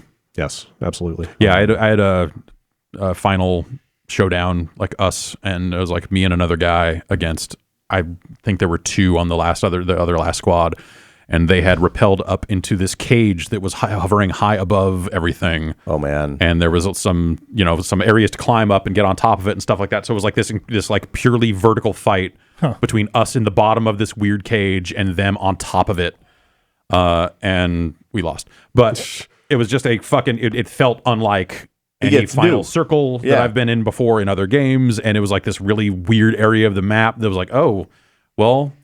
Like, one of my squad mates keeps marking someone up there, so I think someone's up there sniping. I'm just going to fucking try and sneak up behind him on this rope and get him. And it was a cool, weird moment. The movement is really generous in a way that I like. One of the things I didn't realize until I'd been playing for a while is if you press jump and hold, you can kind of scramble up walls. You can really climb a wall. It's kind of crazy. Yeah, it's not like wall running. Yeah, but you can get up there. Yeah. Which makes much more of the map accessible. Like it almost seems like another character height above you that you can, or close to it, that you can parkour up. You can scramble. Like you can really jump up to some high ledges. It's like Mirror's Edge business. Yeah, kind of. It's very useful. Yeah. It's such a neat base. I wish it was 4 players, just because like I mean, you as someone who plays a lot with of 4 other players. Yeah, exactly. Yeah. Like you're like, okay, you sit out. I have a unique problem. Yeah, I see that. Like the thing, I don't know, you tell me, the thing I mentioned to you yesterday is I wonder if allowing 4 characters from this lineup into a squad is going to get you too many abilities that synergize well, and it's just going to like break the balance of the game. I don't know. I think it's more if everyone else can do it. Yeah, that's true. Maybe it just works. But yeah. I feel like it's 15 teams versus 20. 15 teams seems less cool. With the 60 player head count on that map. Like I think even at 3-person squads, I feel like that map feels empty at times. Is it like 4? What is it? Like 4 or 5 kilometers? By 5 kilometers? Do we know? Something like, I don't know. Yeah, I think I'm bad at that stuff. I'm pretty sure I remember one of the Respawn guys saying at the event that they felt it was a little sparsely populated at 60. I agree. I love that they tell you where the high loot areas are on the map and when you enter them. That's just player communication polish that like is that's what I mean when I say there's just like a dozen things in this game where you're just like, why didn't anybody think of this before? That's some of the stuff that like you don't really remember about Titanfall 2 is that like they really kind of went above and beyond in a lot of weird ways in that game too, with like control options. Like that game had a lot of like, especially for you're using sticks on a console, like it was just an unheard of amount of control options in terms of just like, okay, we're gonna let you set the dead zone, we're gonna let you do this, the acceleration curves and all, like they really went wild in that direction too, and then that in conjunction with just like good player feedback about where you are, what you're doing at a given time, like they really nailed that stuff. And they simplified, I think, some of that control stuff in Apex. Like there's still like dead zone options and some of that stuff is there, and I did get the impression that like if people were like, hey, we actually need that stuff, they would probably just put all those sliders back in and go, here you go. But like you can manually bind all of the call outs. Like, you don't have to use the context one if you don't want to. Oh, weird. Like, you can tag enemies. Like, having a tag enemies button is super useful because then you can just spam that when you see people over in an area. I'm totally going to do that. F. It's bound to F by default, I think. But, like, you can spam, there's pickups here, there's armor here, whatever, that aren't tied to the contextual thing if you have trouble tagging it. Or whatever. Interesting. It's a like they clearly have spending a lot of time playing these games and thinking about how to make them better. Yeah, which is good. And yet they didn't offer an option to thank the Jumpmaster. What? I don't understand. I don't understand how it's 2019 and we're not thanking the Jumpmaster. Yeah. I mean, it's like we never had Jumpmasters before. And just because of that, nobody's ever thought about how valuable their contribution is. I know. Please tip your Jumpmaster. Yeah. First AR to the Jumpmaster, please. That's my role. So I'm hearing a lot of bad, like, and really smart stuff. This is great. This is intriguing. I want to give this a shot. Like anecdotally, like are there like minute to minute like moments that are standing out to you that like put this above any other? I was other battle royales. Yeah, I was playing with Austin Walker last night, and he put it in a really elegant way, which was, or I'm going to mangle and paraphrasing, but like the character abilities, the mix of options you have based on the squad you have leads to the battles playing out. Like he basically said, I want all he wants out of a game is to tell a story afterwards. Sure. And the battles play out like a story that you can tell people about in this game. Like everything is different. Every battle, every encounter is different because there are so many different options in play. And it's not like Overwatch where like your Mei is the counter to Diva and Diva is the counter to. There's not a rock paper scissors thing going on here with these heroes. It's that everybody has different sets of abilities that can be used to either flank or defend or escape, or push or escape. Yeah. Cool. And like that. Like the characters I was playing with last night, we ended up flanking a ton. So one person stands there and takes a bunch of hits behind cover, and then the other people go on either side, and then you sneak up behind them, and then you dump around SMG ammo in their head, and then they kill you with a shotgun. Yeah, good stuff. So it's pretty fun. But there are abilities that play to stuff like that, like Wraith, the kind of ninja-y the zipline thing. Her tactical thing kind of makes her more or less invisible, so you can like go invisible and run to another cover, and they're not going to know you're flanking over there and stuff like that. Yeah, I did a thing where I dropped a zipline on top of a guy last night, and like you and Pasquale were fighting somebody off to the side. I ziplined up from the side, and as I was coming off the end of the zipline, I just gunned them both down. It's so good. Fucking best. Yeah, that's cool. It's so good. I am incredibly impressed I like hearing this stuff with this game. Yeah, I have not been this excited about a battle royale since like early PUBG. Yeah, it has a ton of potential. That said, I don't like. I get to those final circles and I don't have like the adrenaline shakes. That I get even in I've kind of had that a couple times. Okay, but not quite as much. Like PUBG PUBG is a uniquely horrifying experience. Yeah, the scariest game I've ever played. Well, I think that's some of that goes to the moveset in a game like PUBG, where like you can go prone. There's hiding is a different thing. Yeah. And you can hide in like tall grass in that game in a way that you can't in this. And also, just the map style, like the map in Apex feels very much built around like here are these clusters that look almost like a full-on team deathmatch map, just kind of replicated around the world, instead of like here's a set of houses. Like when you're shooting your way through a set of houses and they've all got windows and they've all got this, like it is that terrifying experience of just like someone's going to fucking leap through this window and gun me down at any moment. I'm going to sit on this bathtub and fucking wait it out. The other thing, hear a footstep? I heard a footstep. Exactly. Did you hear a footstep? Like that I think is a uniquely, well, not uniquely PUBG, but that is some of the stuff that game does best is those moments of pure horror. And the other component of that, I played my first match PUBG over the weekend for like I don't even know how long. And just the basic shooting mechanics, the damage model, the Arma-esque realism of the whole thing. Yeah. Like one wrong shot and you're done. Yep. Like one really perfect you reload headshot. at the wrong time and you're boned. Like Apex and a lot of these other games, like you've got layers of shields that you can recharge and all these escapes and stuff. Like and then you're just a human being in those games, and one wrong headshot and you're fucking done. And I feel like I've got a layer of confidence in Apex that I don't have in a game like PUBG. That's what I mean. Because it is Titanfall-like, and like I can, this movement feels like I feel much more capable here than I do there. Yeah, it's just very different styles. Yeah, that's the thing. Is I think that like Battlegrounds is trying to be a totally different thing, even though these are both battle royale games. Yeah. Like I think like the goals are totally wildly different. It seems like I wonder how many games in this genre there actually are room for at this point. I mean, look, how many players do you need to have to matchmake 160 or 100 player game? Yeah, it seems like. If you ask the people in Australia, they'll tell you that they do not have enough playing in Australia to play PUBG in 6 different modes or whatever it is that they run right now. So like it's like that stuff, and that's with a million people logged in all the time. So it's like that's a challenge. And I don't think that there's an infinite ceiling for these. But I think that if there's good ones, I think the other thing is free to play gives them a much lower barrier to entry because you'll get way more people playing this game because it's free to play because they don't have to shell out $30 or $40 to try it. And because of the stuff that you can unlock the characters with in-game currency, you can unlock the cosmetics with in-game currency for the most part.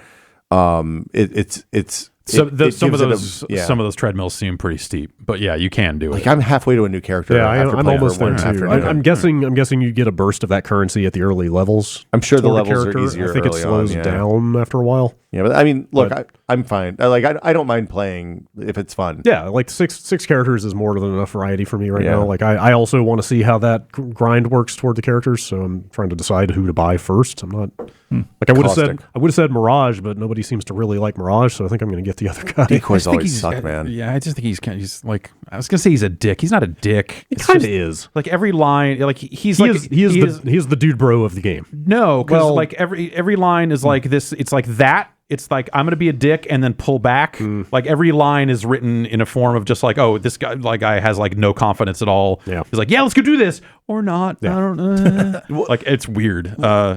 I guess it's a unique take on that type of character, but it's just, I don't know. I was going to say, one of the things that's weird about this is that these guys are all dicks, it seems like, for the most part. Yeah. Like, whereas when you play Overwatch, some of them clearly hate each other. Like, they have history. There's a lot of baggage in Overwatch. Like, you're in the lobby before the doors open, and like Anna says to Reinhardt, remember that time we were doing some shit 50 years ago in some war that nobody knows anything about? And like that gives it some flavor that's interesting and makes you like those characters more. Yeah. I wish there was more kind of like more banter.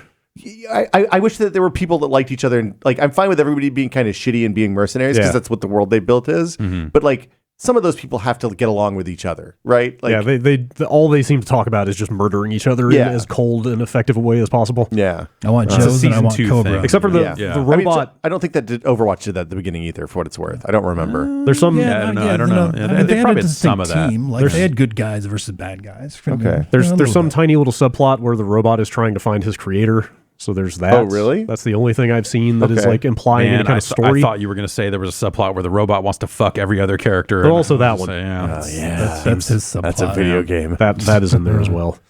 As a heads up, not to like advertise like EA Access or whatever, but on Xbox, if you're subscribed to that, you get like 1,000 like gold. Oh, cool. Right away. Okay. So you could buy one of those money characters. I think there's a skin too or something. Yeah, and I think you also get a discount on the coins. Like the paid currency, I believe there's like 10% off or something. But yeah, it took this thing out of like, which character should I get? Well, How hard is it to cancel EA Access? Do I have to call somebody, or can you just do it online? You can do it. I did it from the Xbox. On I PC? did it from the on Xbox. PC. I assume there's a process. But Is EA Access the same on Origin and Xbox? it's two separate services. That's a shame. It's weird. Right now, you can get 99 cents. You can get a month of EA Access on the PC, which I was thinking about doing to try Anthem. Oh, But also, if I have to call somebody, I'm just not going to bother. If I have to talk to I canceled the EA Access on Xbox from the Xbox like memberships tab. Okay. I would assume that the Same PC here. is similar. I'm a pro at it now. Actually, I've signed up for it so many damn times. And, Okay, interesting. It's easy. What do you on the console anyway? And it's kind of cool that EA is putting out a good game in February, Right? It's kind of cool if EA is putting out a game. We'll talk more about that a little bit. Okay. Some people have some questions about why that may be. But for now, we're going to stop and take a quick break and then come right back.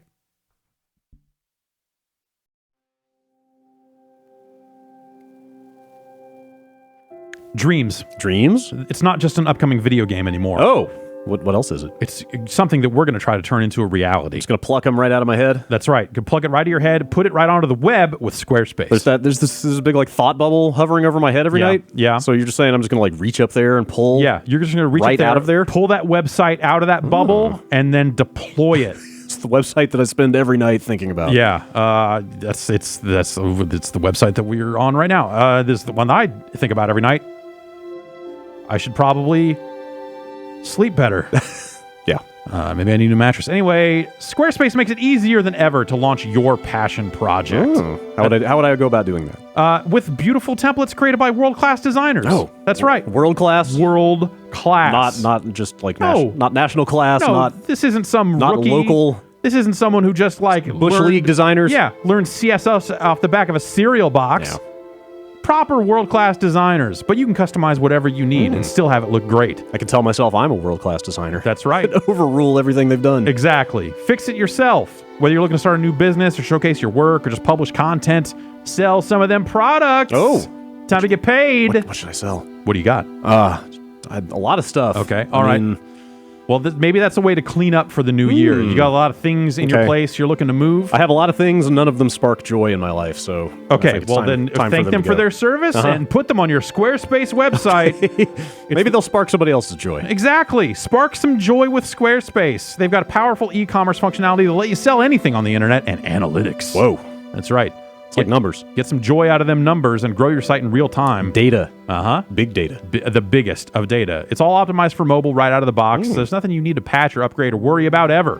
I like to use my hand computer for stuff like that. All right. What you do in your spare time, I don't know that I want to get into. That's where I look at the web. Okay. Well, you and your hand computer, do what you need to do. No judgment here. Everything's optimized. Oh. And buying domains is simple. You'll get the help you need. I've never bought a domain before. Really? Fun fact. Wow. Well, I could use some help. They make it easy. It's scary. It's scary how easy they make it. Oh, I know, okay. exactly. It's always been a little intimidating, but You'd say, you know, maybe the fine folks at Squarespace can help me out. That's right. And if you run into any situation where you need some help, they've got award-winning customer support that's ready for you 24 hours a day, 7 days a week. Sounds friendly. Yeah. And comprehensive. Well, hey, it's there when you need it. And Squarespace empowers millions of people. No, that's a lot of people. Yeah. Designers, lawyers, artists. Worldwide. Yeah, even businesses like restaurants and gyms. Yeah, you need a website? Are you out there running a gym? My new doctor's office website is built on Squarespace. Well, there you go. I'll tell you that right now. Well, that's exactly how it works. That's just how easy it is. Even a doctor can do it. Yeah, those knuckleheads. Yeah.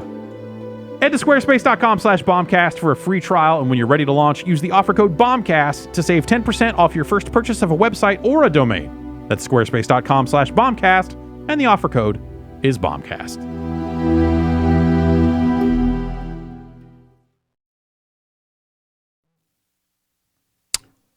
While I was traveling to the Respawn stuff last week, I also played a fair amount of Wargroove. Hang on a second. Before I know we just spent an hour talking about it. Wait, but what happened? I'm just looking at Twitter here during the break, and so I guess they actually are up around 2 million. Wait, is this news? Yeah, like it maybe like 2 million Apex players. Unique players? He said it doubled overnight. Jeez. Hey, man. It was the language here. And then also there's a tweet from Vince Zampella that says, we are also working on more Titanfall for later in the year. What? We love being able to experiment in this crazy universe. What? Titanfall collectible card game. There you go. I want to get my tone There card. was that mobile game they canned.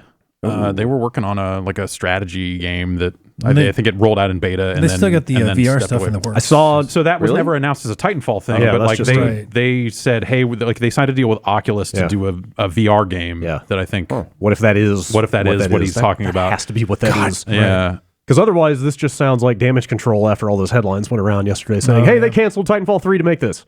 Yeah, well, also like it's less damage control and more like the facts of the matter of just like, hey, we can kind of revisit it down the line. We're focusing on this right now. Yeah. I mean, but in what form? Like, what is that? Exactly.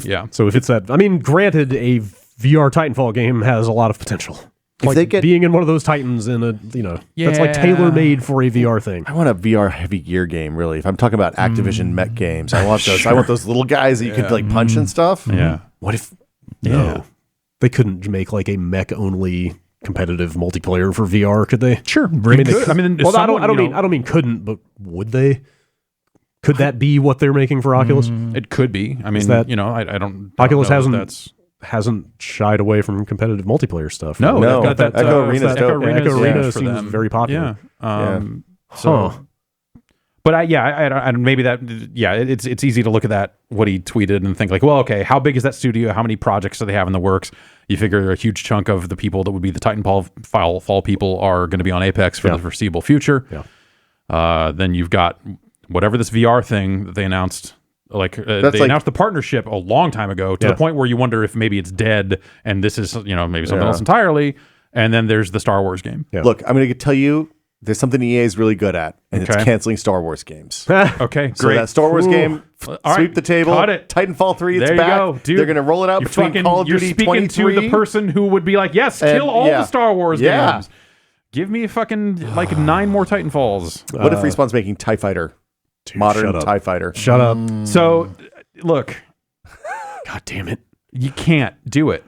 I don't think that like Elite Dangerous. Like if I wanted to play a modern, like mission based flight sim game, I would have sunk deep into Elite Dangerous because of how fucking deep and crazy that game That's is. not what that is, though. I haven't played Elite Dangerous, but from what I know of it, the thing it's missing is that missions. Well, not just missions, but those games told stories in the missions. Like, Sure. I want to have a good escort mission. Well, then let's get into Star Citizen. They got Mark Hamill. They got fuck the fucking Malcolm McDowell in that thing yet. Fuck Yeah, a right. Lambda class shuttle, okay? Those things are made out of cardboard. Fucking escort mission.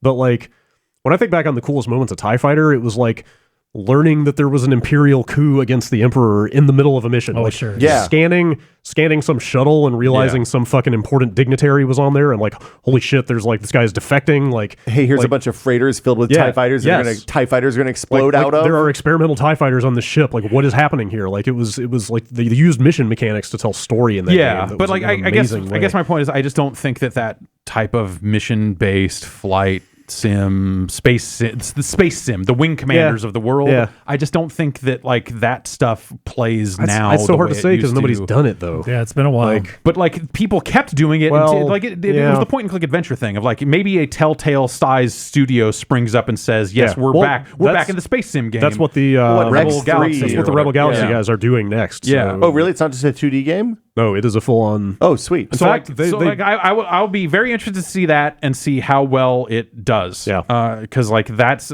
you could maybe have one as like the hey, this stuff's back. And we'll have Yeah. 23. But the next year. I don't think you can have 23. Oh, definitely I not. don't think I don't think I want someone to say, "Hey, we're making a new TIE fighter," because you can't recapture what made that Probably game good. yeah. Then I don't think you would want to make TIE Fighter. You should call it something else. Yeah. Like you should make it X-Wing somewhat 2. distinct. Have you guys seen those projects that, or there may just be the one? It's kind of like how Scum VM was sort of a new engine that took all the old data files Is he doing that for X-Wing? from the Scum games and just allowed them to run on modern platforms. Right.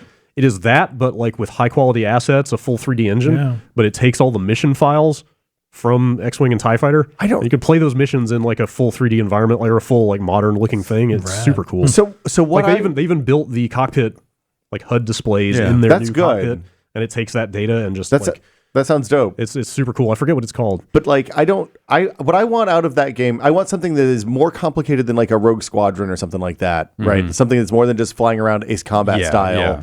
And I want to manage shields and weapons and engines, but not more than that.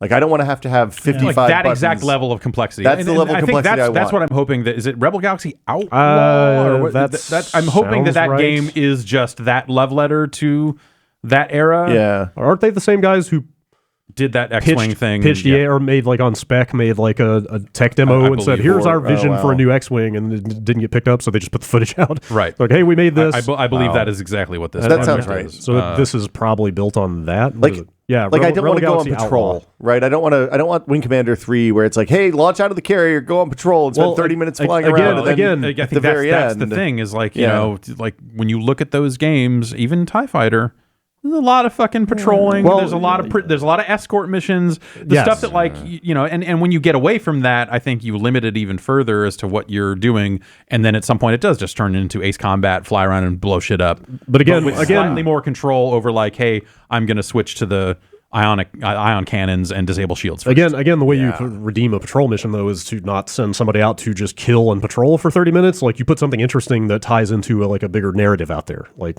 you use that You have to some good dialogue. on patrol. Then you find some crazy shit that starts some rescue a ship full of story Wookiees. thread or something. Like there are ways to make that stuff exciting, but you got to have good writing in there. Rebel Galaxy Outlaw. I don't think that has a date, but I'm super curious. It looks really good. It really does. Those I like Rebel Galaxy was a limited game in a lot of ways, and just the way that they did, like it was basically a 2D game. Yeah. but it was real It was neat. cool. It was a lot of style. Yeah. I played a little TIE Fighter about 2 weeks ago. Aha. Okay. How's it hold up, Jeff? Not, you know, it's I loved that game and I still love that game, but yeah, you know, Maybe don't revisit. Yeah, it. I haven't played it since the you 90s. probably could revisit it once. Okay. It's not a game you're going to play every year. Yeah, no, I can see Man, that. you get that tattoo though when you get into You the do. secret society. Yeah, man. The tattoo gets bigger the more evil you are. Yeah. Man, I got pretty evil by the end of that thing. pretty good game. Yeah. All right, Wargroove. Yeah, what's Wargroove? Do you guys like Advance Wars? Sure. Yep. Wargroove is a pretty good Advance Wars. Now, Brad, I'm going to stop you. I don't want to sell you short, but there are war puppies. Yes. There are battle pups. There are in this game. There are armored dogs in this Wait, game. wait, this game has dogfighting? Yes. Just like Ace Combat. Just like Ace Combat. To their credit, the dogs are the one unit in the game that does not visibly die. Yep. They just run away when they get eliminated. Okay, that's better. Everything else dies, And they have kick-ass armor. and the dogs have armor. They're adorable. Yeah. There's Okay. a dog general, They're good right? sca- yes, one of the commander units is a dog, and even like snazzier armor. Neat. Wow. So I'm sold. You go ahead and do your thing now. What is this? What, is this a Switch game? It's on Switch, Steam, Yeah, it's on PC and Xbox One. Okay. I think I said in the quick Oh, you're look. right. Yeah, it is. Yes. In the quick look, I also said it was out on PS4, but apparently that's coming later. Okay. It's like a swords and sorcery kind of milieu instead of like a modern military. But it plays like that. Yeah. Like it is. A lot of the visual trappings are It is like it's all pixel art. It's grid based movement. Terrain you're on confers buffs or debuffs. The cut-in battle. Yes, and very specifically, the animation when units clash is right out of Advance And Wars. is it the normal like paper rock scissors More or less melee, yes, like direct range, indirect range? Spearmen counter cavalry. Trebuchets can shoot 6 squares or whatever. Archers. Yeah, archers. So They're good against vampires. Yeah. Yes. Yeah, exactly. I don't remember if Advanced Wars had this or not, but maybe my favorite thing in the game is that every unit has a specific method of critting. So, like, spearmen, if a spearman has another spearman adjacent to them, they will get a crit. If your archer unit attacks without moving, like if you don't move them to attack, you just attack from where they are, they crit. And is that 100%? It's not. You do that, it's definitely going to crit? Or? Yes. It is a guaranteed just big damage buff. Are the crits variable? The math seems pretty. I'm not going to say fixed, but pretty fixed, pretty limited range. Okay. Like you're generally going to do the damage you're going to do. There's very little variability. It's a lot of cool stuff. Like trying to think. Like cavalry, I think cavalry can move 6 spaces. If they move the full 6 spaces and then attack, they get the crit. So sometimes that actually led to situations where I would circle around the unit just to make them go the full 6 and then hit. Like trebuchets crit on their max range if something is the full 6 squares away. Like it a lot of extra options there to get bonus damage that are fun to play around with the mechanics, and the commander abilities are pretty game changing. There's a lot of cool stuff there. Give me an example. I saw the one in the you saw the AoE heal, which is like the least interesting one. But is it the dog? One of the units can just refresh the turn of all the characters around them. Wow. One unit you mentioned is basically and they're on the battlefield. Yeah, the commanders are units on the battlefield. One of the units is a dragoon, basically from Final Fantasy IV, because they just jump and land and do massive damage to stuff around them.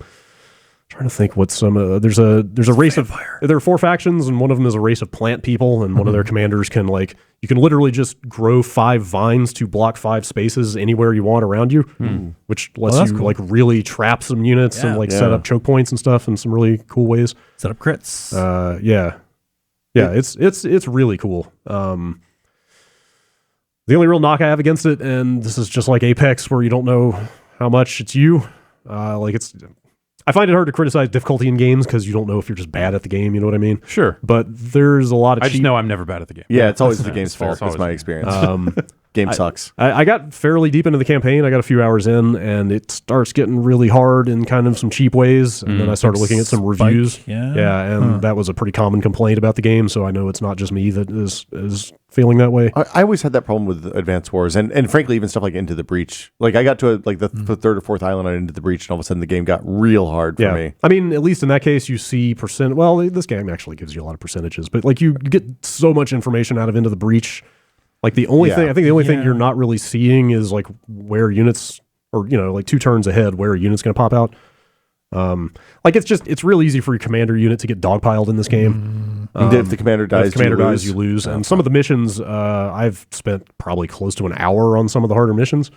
So one thing that I really like about Into the Breach is that it's just you typically like a really elaborate logic puzzle, right? You kind of know exactly what you're getting into, and it's a process of figuring out which turn to do what. But you're telling me in this game, that difficulty is different, and that you're saying something about some fog of war. Yeah, some maps have fog of war, and there's no way to see what's behind it until you move units to advance, and then by the time you've done that, you're in range of an attack, and they just get slaughtered by units you didn't know were there. That sucks. Yeah, having your commander get ganged up on by 6 units in one turn and just losing sucks. I had one mission.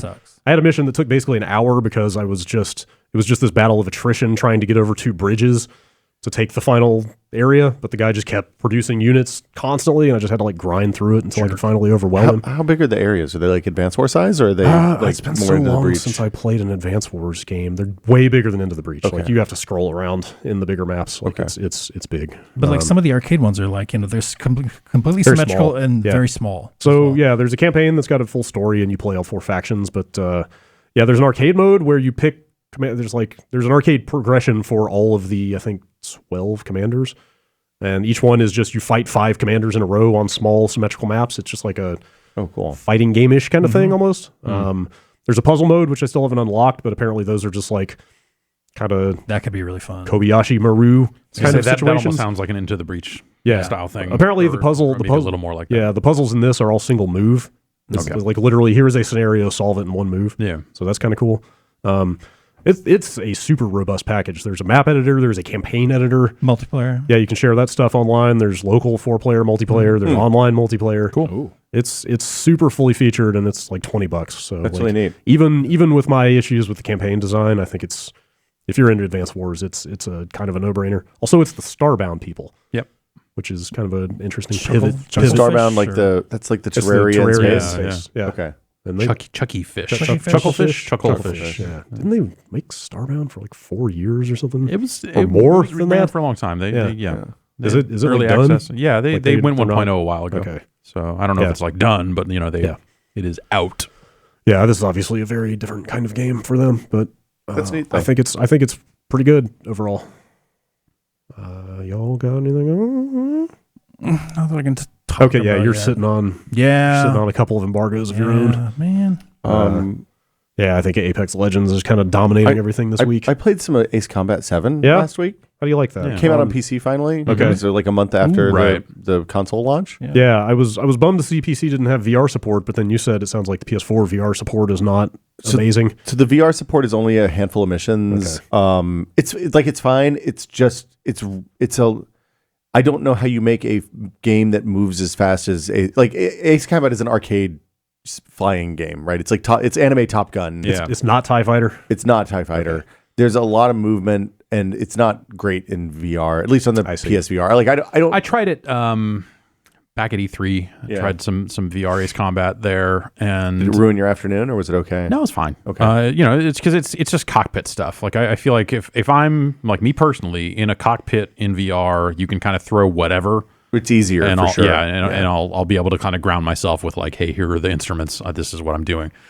It was like functional, but it was like, okay, I scrambled and shot a bunch of stuff down, and that was that. It's neat to be able to like flip your head around and look behind you. And stuff like that. That's pretty amazing. I felt the same way about the Eve game. Eve Valkyrie. Eve Valkyrie. Yeah. It's like that type of cockpit dogfighting stuff. Like, yeah, sure, it works. I think I like this more than Valkyrie, just because the scale is smaller, so it's a little more manageable. Oh yeah, and I mean Valkyrie's like a multiplayer thing, so it's kind of a little different in concept, but yeah. And as games go, where you fly around and there's a ludicrous story and you shoot a lot of missiles at people, it's fun. How do you feel about the Strangereal? Yeah, as you make your way through it. So I don't think I've played an Ace Combat. I might have played the 360 one or the Xbox original Xbox PS2 era one. Yeah. But it has been a long time since I visited the Strangereal. It is real strange. Yeah. it got there. Like, because the original Ace Combat was like an arcade game, just straight up. Right, and then over time, they leaned into like, oh, let's have some story. And then they did that. It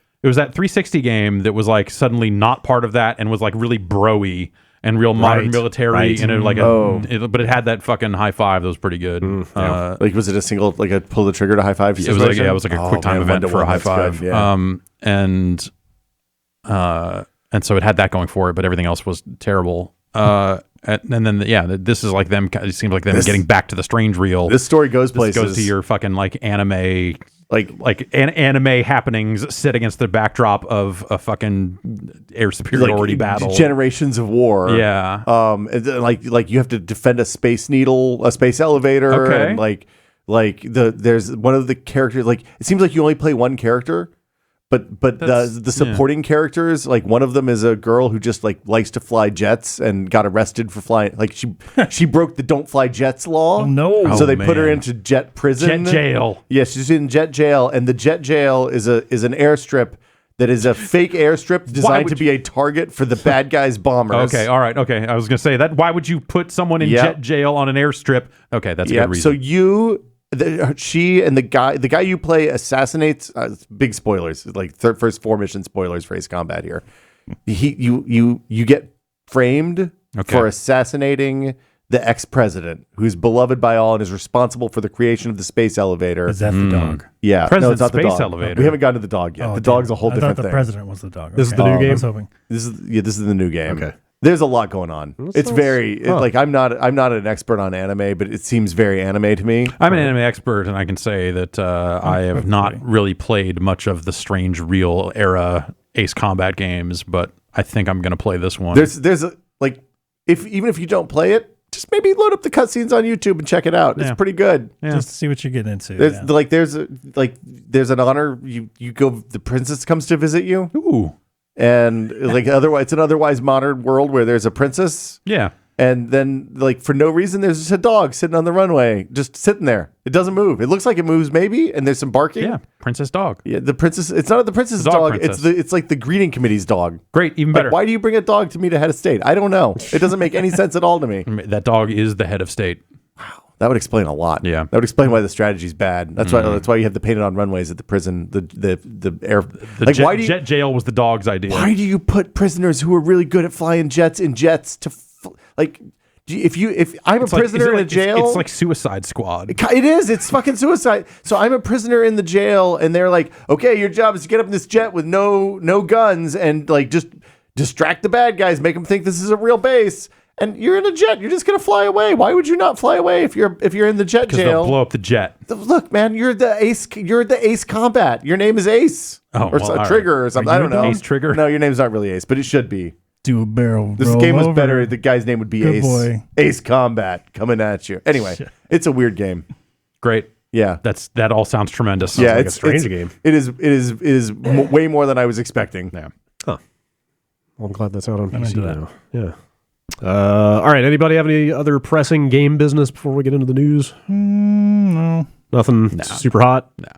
There's no new super super hot that I'm aware of. They keep updating that other one, that run-based super hot game. The roguelike one? Right. Yeah. They're still working on that one. Can you play that one in VR? Or is it only on the desktop? No, it's not in VR. Yeah. See that the VR one? Yeah. I like a lot. The Tony Hawk iOS game came out. Yeah, I heard some things. Is it an Activision joint? No. That contract is up, and now Tony Hawk is out making Tony Hawk video games with someone else, making his own deals. It's a company who produced skateboarding games for iOS before, and they seems like they just kind of put Tony Hawk into it. How is it? It is okay. I'm curious if it has controller support, which would be a real game changer because they kind of just made it have the Tony Hawk controls, but you have to do it on a touchscreen, which sucks. So, but also it seems like it's multiplayer, like in terms of it's like a 3-round competition with other ghost skaters in the world and stuff. And can you collect 5 letters that say skate? It doesn't seem like it has like those type of goals in it, but it does have like overall like daily challenges and stuff like that. So I haven't spent a ton of time with it. A company that makes iOS controllers, I think, sent us one today that I'm going to see if that works. They sent this one because I guess Fortnite now sports controllers on iOS and Android, which at that point seems like... Is this like one of the bolt-on kind, or... Yeah.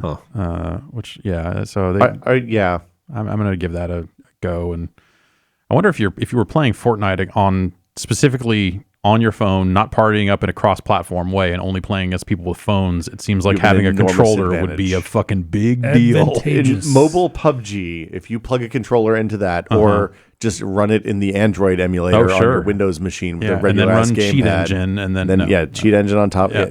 You can do bad things to people. Great. It's like the Dreamcast days. Yeah, love it. Typing in the dead was really hard with the gamepad.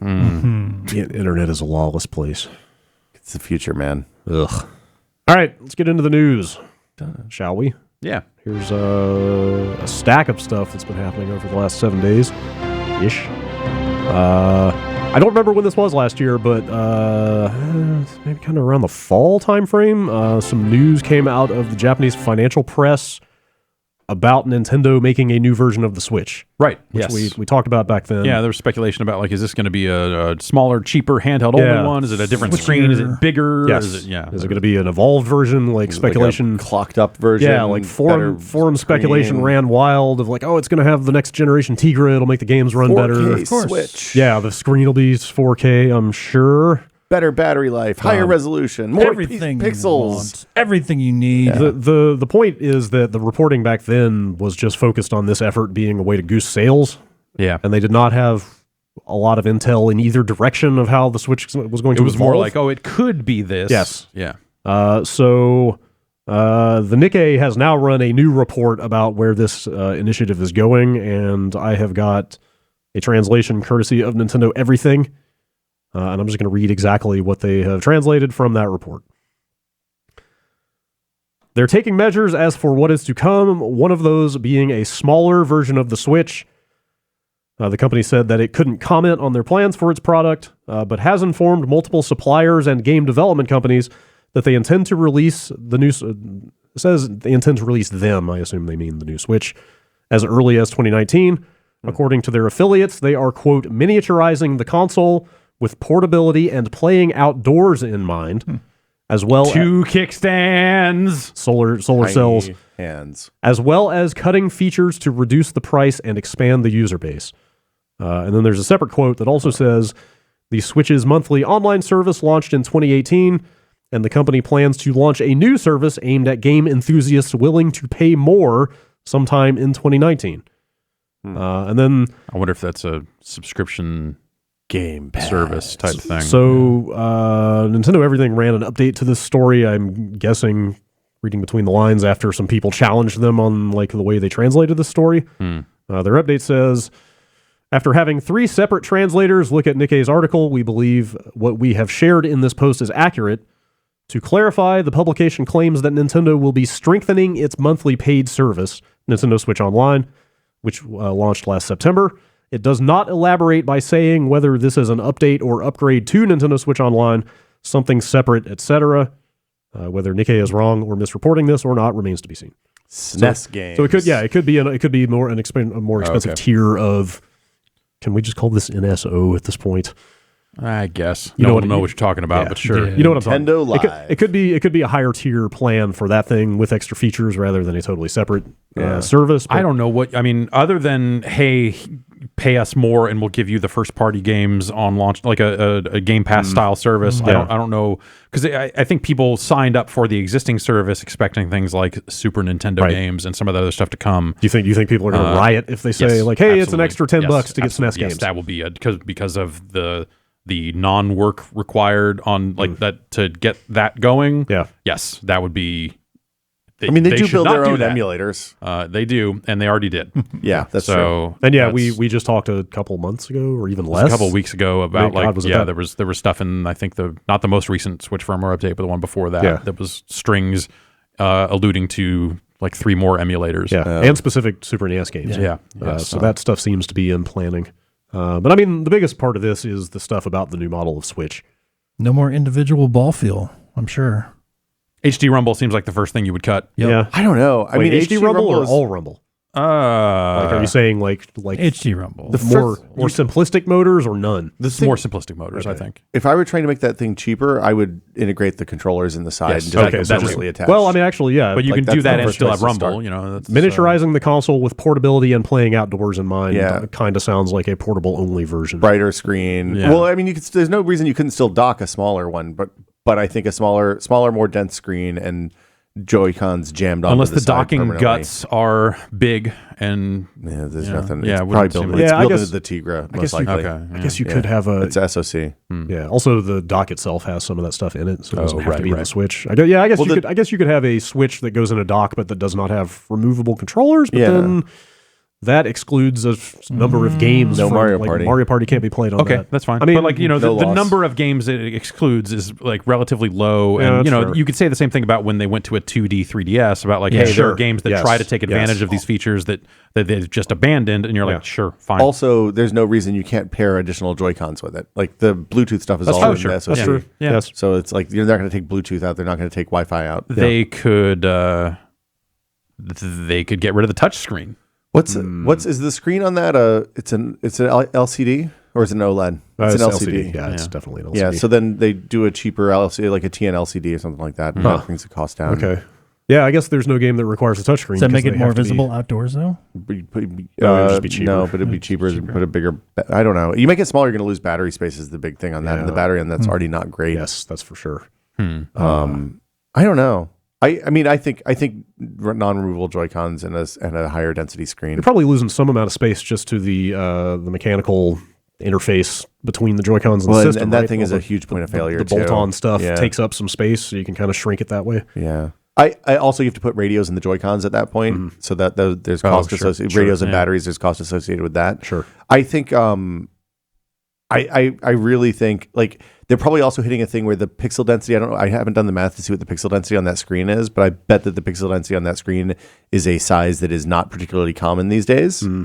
Because it's like a 720p screen. It's a 720p screen, so, and it's a pretty big 720p screen, so it's like they're not cutting off a phone. The way they make panels, they roll out sheets of the stuff and then cut it to the resolution they want. Oh, do you think that's just a supply issue? So it could be a supply issue is causing them to change like the because density. phones and tablets and everything are so much higher res than that is that it's going to get more expensive for them to make like these relatively low res large screens. Like it may be cheaper for them to use a higher resolution screen and just use 4 pixels for every one. Sure, yeah. That would be a way smaller screen, though, wouldn't it? It depends. I mean, if they're using phone screens, they're probably using TV screens. Would be my bet. But those are still like the pitch on a TV screen is still high compared to a 720p 6-inch screen or a 5-inch screen, whatever that is. Sure. Playing outdoors. That just means bigger bright backlight and more battery. So? Okay. Yeah. Or I mean, that to me just says like really focusing on the portable aspects. I mean, like more generically. You're saying they're not going to make a new Boktai for it? Oh man, what's Boktai? Is that it had the GBA sensor in the cartridge and GBA game that had solar cells in the cartridge? Oh, man, I and the game changed when you went outside and played it in the sun. Oh, that's cool. Also, you needed to be in sunlight to see the GBA screen. Oh, right. It wouldn't surprise me if they put a baseband that has GPS so you can do Pokemon Go outside. Huh.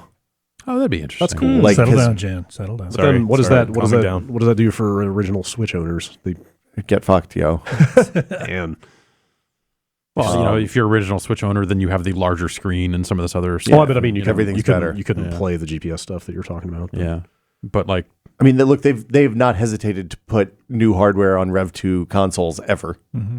Yeah, that's fair. I mean, not on portables. And then not make use of it. Right, yeah. Like, look at the right stick on that new 3DS, or even just the clock speed barely got used. The DSi and the new 3DS both had like way faster guts that they never did much of anything with. Yeah. Like the big change in the DSi or the 3DS to new 3DS was that you had 802.11n instead of G or whatever. Like there was you know what? Actually, I think the best feature, WPA2. The best feature of the new 3DS was the eye tracking 3D stabilization. Oh God, yeah. Like that actually made a bigger difference than anything I saw. That never. I ended up turning that off because it just never worked for me. It worked really well for me. But I was playing in 2D anyway. I could like pivot the 3DS and have it not break the 3D. Nice. Yeah. You had to turn the 3D on for it to do anything, though, Jeff. Well, yeah. I mean, this is somewhat selfishly as someone who doesn't feel like they want to buy a new Switch yet because it doesn't feel like an old console or anything. Like I'm kind of happy this doesn't sound like something you need if you already have one.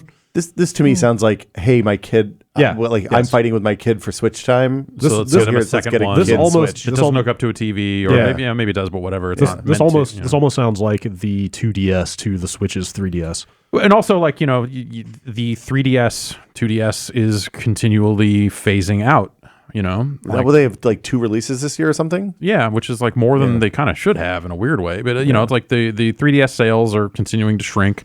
If this is something they can get out at a lower price point that hits that kind of 3DS price point or better, then, they can start to move units there too.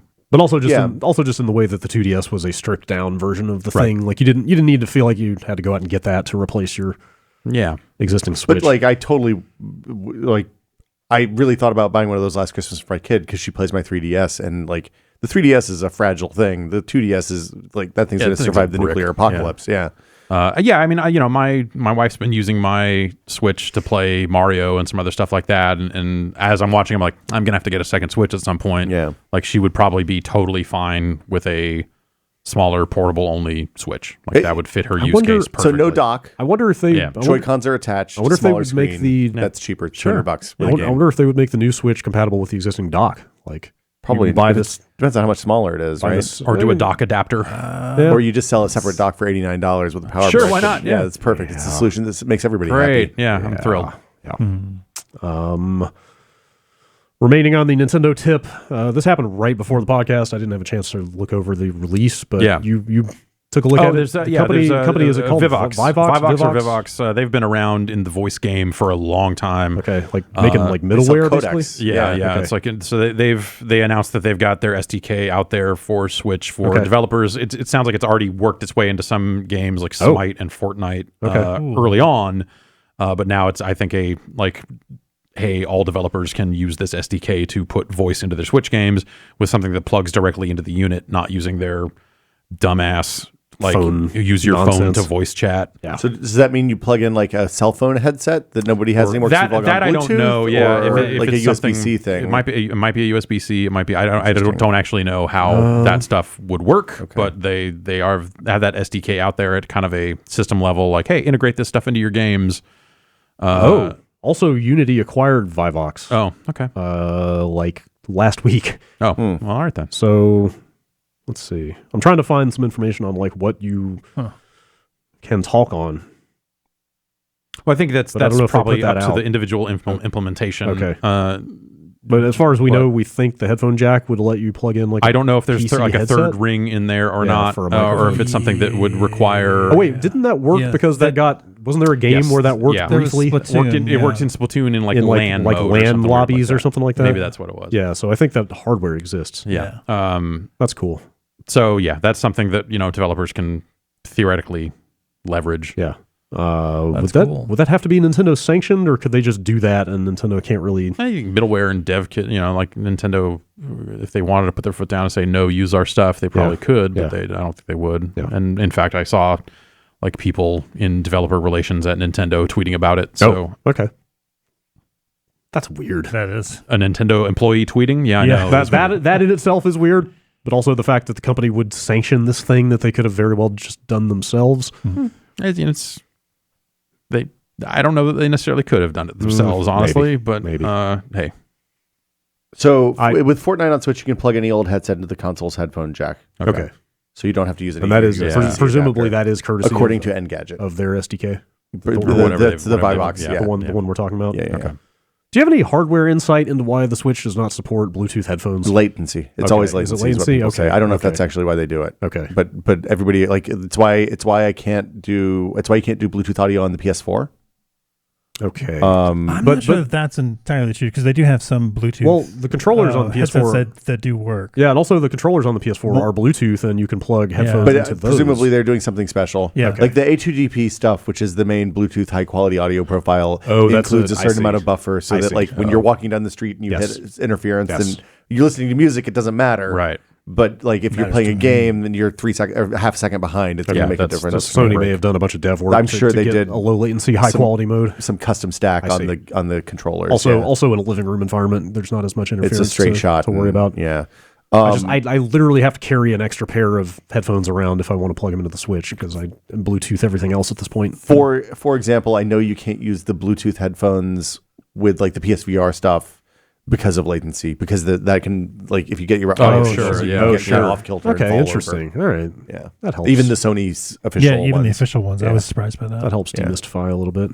Anyway, that's cool stuff to have on the Switch, even if Nintendo didn't do it themselves. And then lastly, they're making a mobile Dr. Mario. That's cool. Dr. Mario World. What? Wait, a world. A whole world of Dr. Mario. Dr. Mario pills. World. Oh man. Also, it's being made in collaboration with Line. So this is a new mobile developer, right?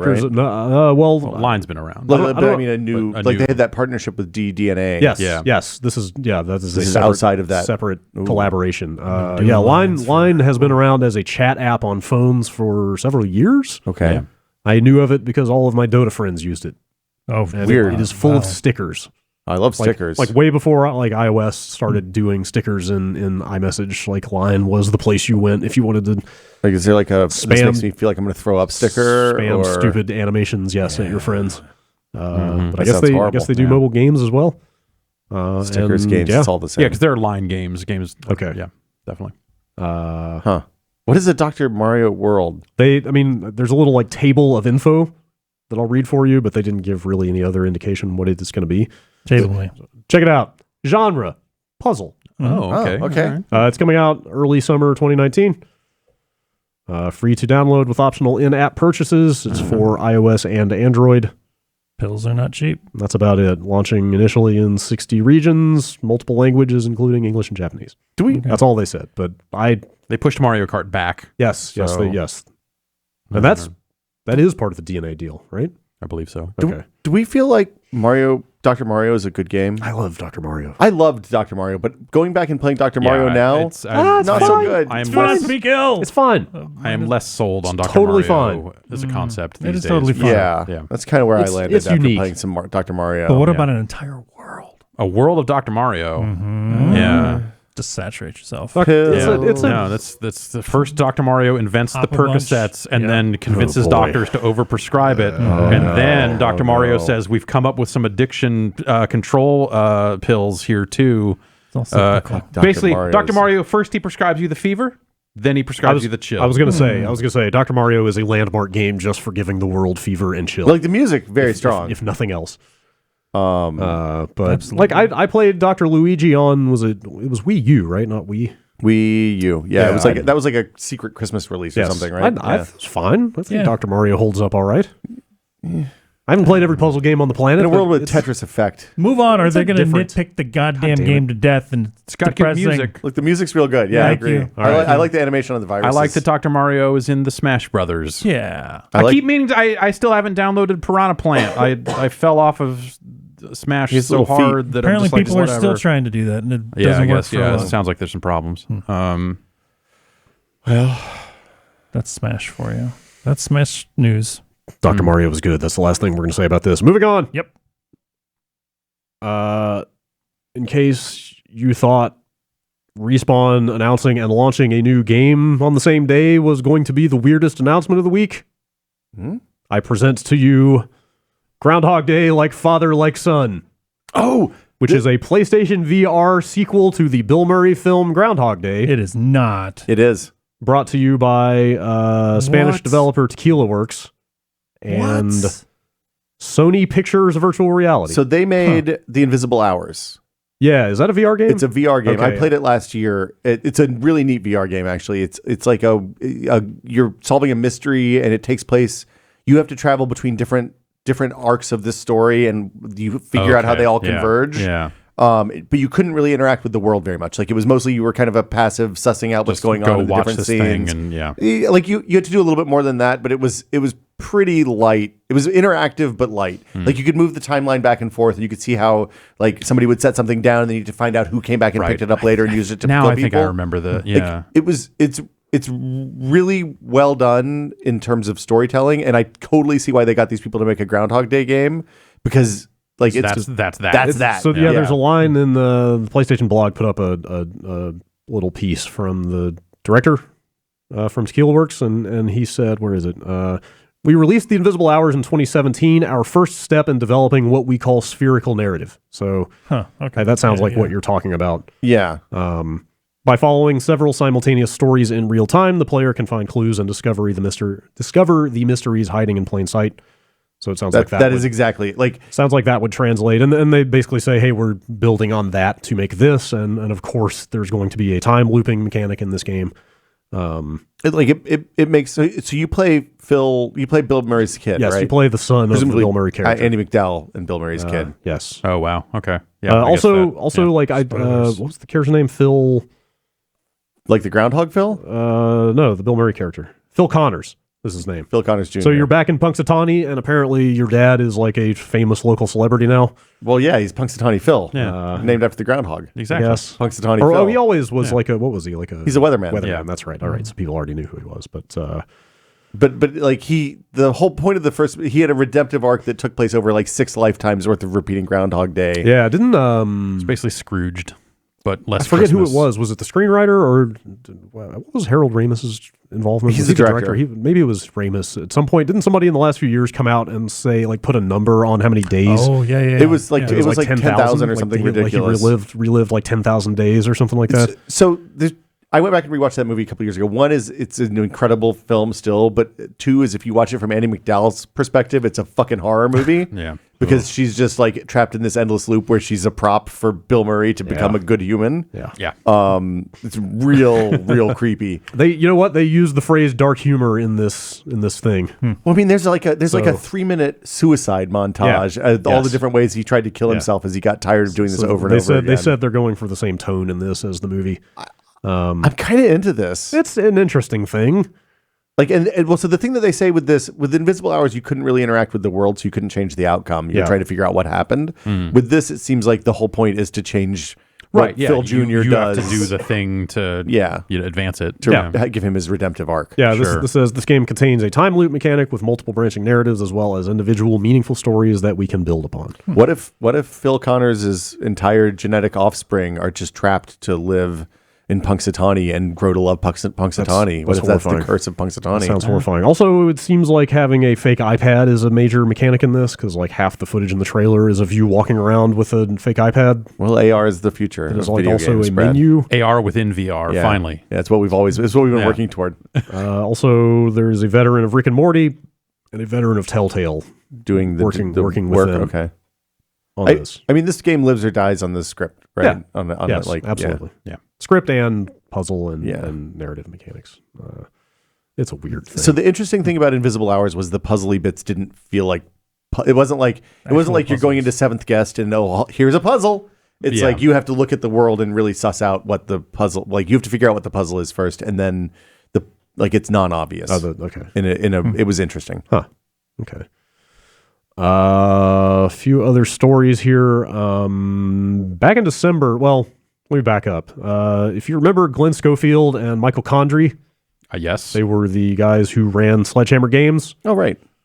Previously, they ran Visceral Games and made Dead Space. Yeah, the first one. Right. I think they left after the first Dead Space. That's a good game. Also, Glenn Schofield, apparently the director of Gex. Yeah, we have learned in the last couple weeks. Wow. Anyway. They've been kind of a big deal at Activision. They ran Call of Duty World War II and then kind of ascended out of Sledgehammer into kind of Activision executive management early last year, and then in December quietly they both left Activision, which didn't exactly get a lot of press. So Michael Condrey is now opening a new studio with 2K Games, brand new studio. What's it called? I feel like 2K keeps opening studios and they haven't shipped games. Like they did that whole private division thing. Yeah, well, that's a publishing. Well, it's a publishing label. There was a game. Well, Hangar 23, Hangar 13, Hangar 13. Sure, same thing. Is that the XCOM thing? No, that's the name of their because their whole office is at the hangars up in Nevada. Hangar 13 did Mafia 3.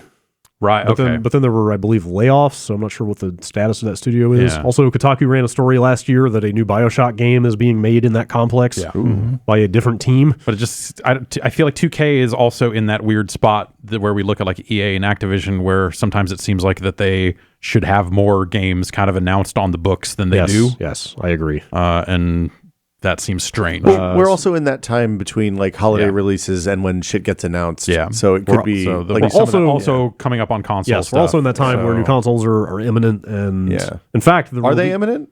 Oh yeah. Like we feel like it's next year. Like this year is E3 when they roll them out and they'll be out next year. Well, maybe not roll them out this year. But like they'll lift a cover off something and be like the Xbox 7. I gotta figure with looking at the timetables of like who's gonna get what and when and how soon dev kits and all this other stuff, and looking at Sony pulling out of E3 and Microsoft saying like, oh, we're gonna fucking go to E3, motherfucker.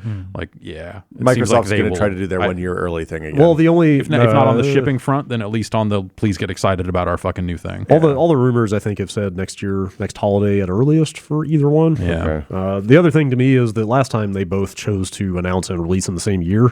Right. So like announcing an Xbox in 3 or 4 months and then having 18 months to promote it. But also they've been like a very long time. Loosely about the next Xbox now for a full year already. That's true. So they're definitely doing it different this time around. Kind of hinted at.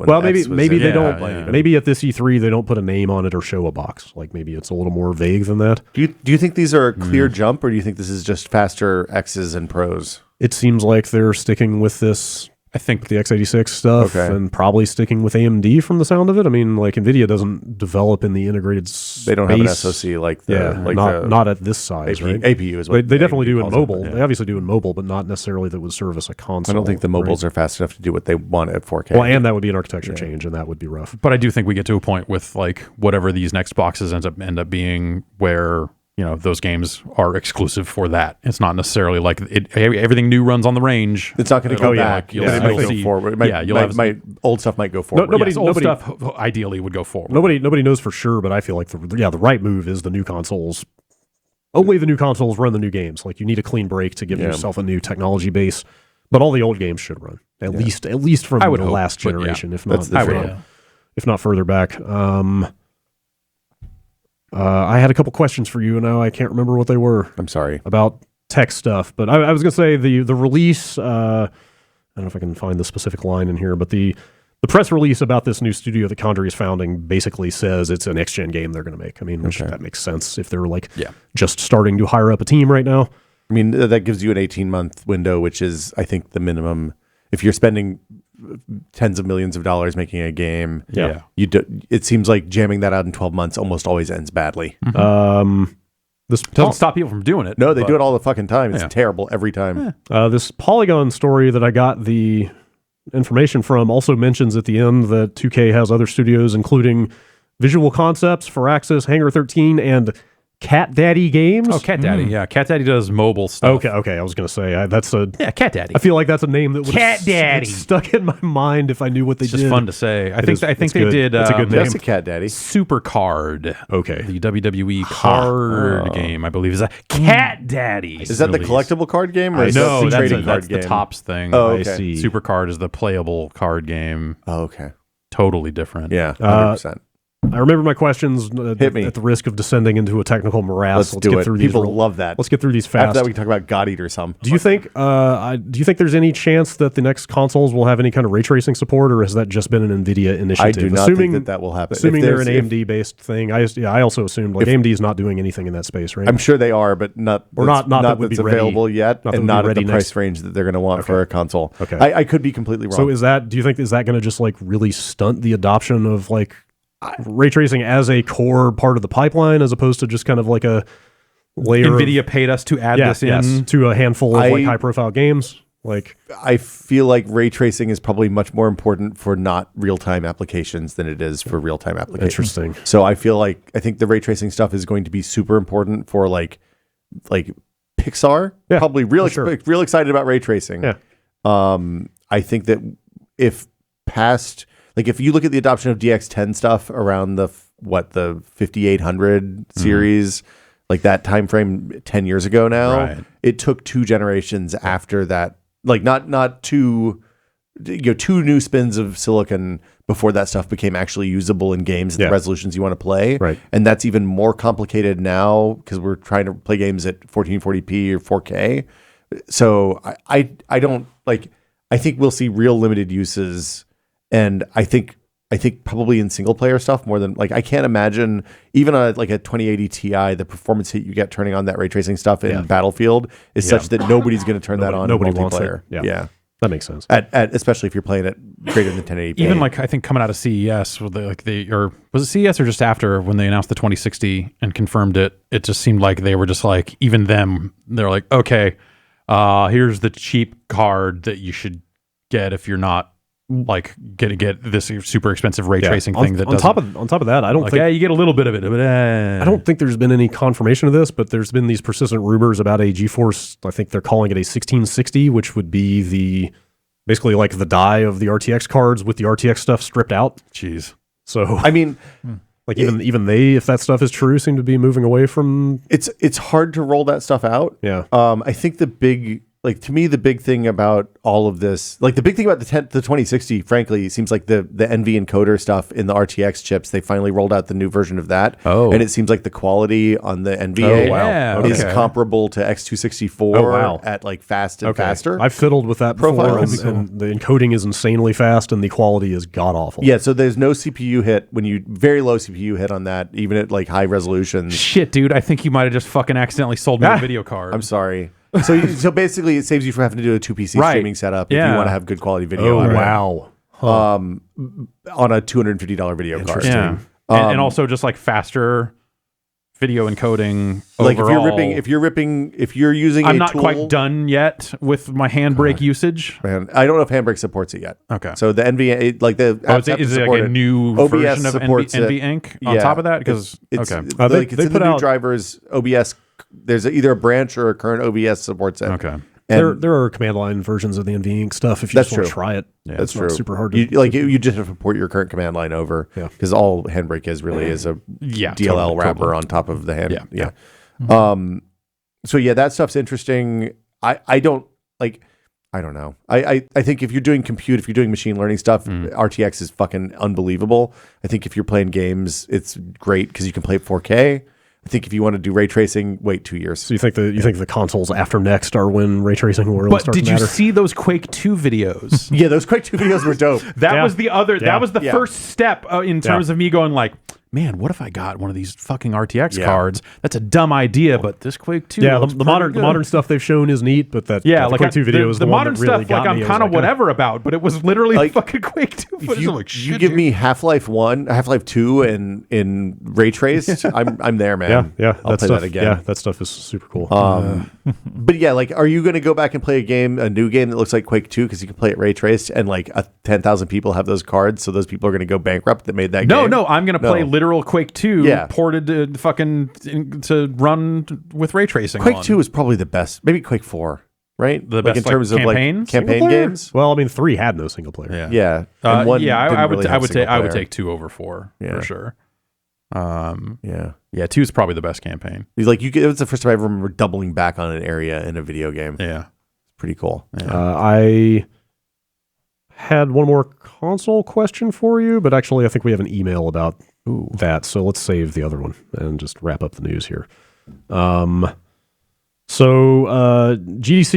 panel descriptions are starting to hit, or the GDC schedule is starting to come out, and Microsoft may have kind of blown something of a major announcement in the description of one of them. Oops. Given that entire description has now been scrubbed from the GDC schedule page. Oops. But a bunch of sites, I think maybe Windows Central was the first one to run this, copied the text, and I'm trying to find the title. Sorry, I'm having to look at their version of the description, considering it has been removed from the actual GDC site. It's basically a panel about a new SDK, a new Xbox Live SDK that is rolling out that will cover Android, iOS, and Switch. Okay. I thought that this was an actual announcement from them and not. I don't think GDC that's the thing, case. but I guess I didn't click into. Well, I don't think that's the case because, literally, when you go to the site, under the parts where the descriptions of the panel should be, it's just now white space. Right. But I mean, like when you sign into Minecraft on the Switch, you sign into Xbox Live. So I haven't tried that, but yeah, that's right, isn't it? Yeah, there's a limited amount of support there. Like you already?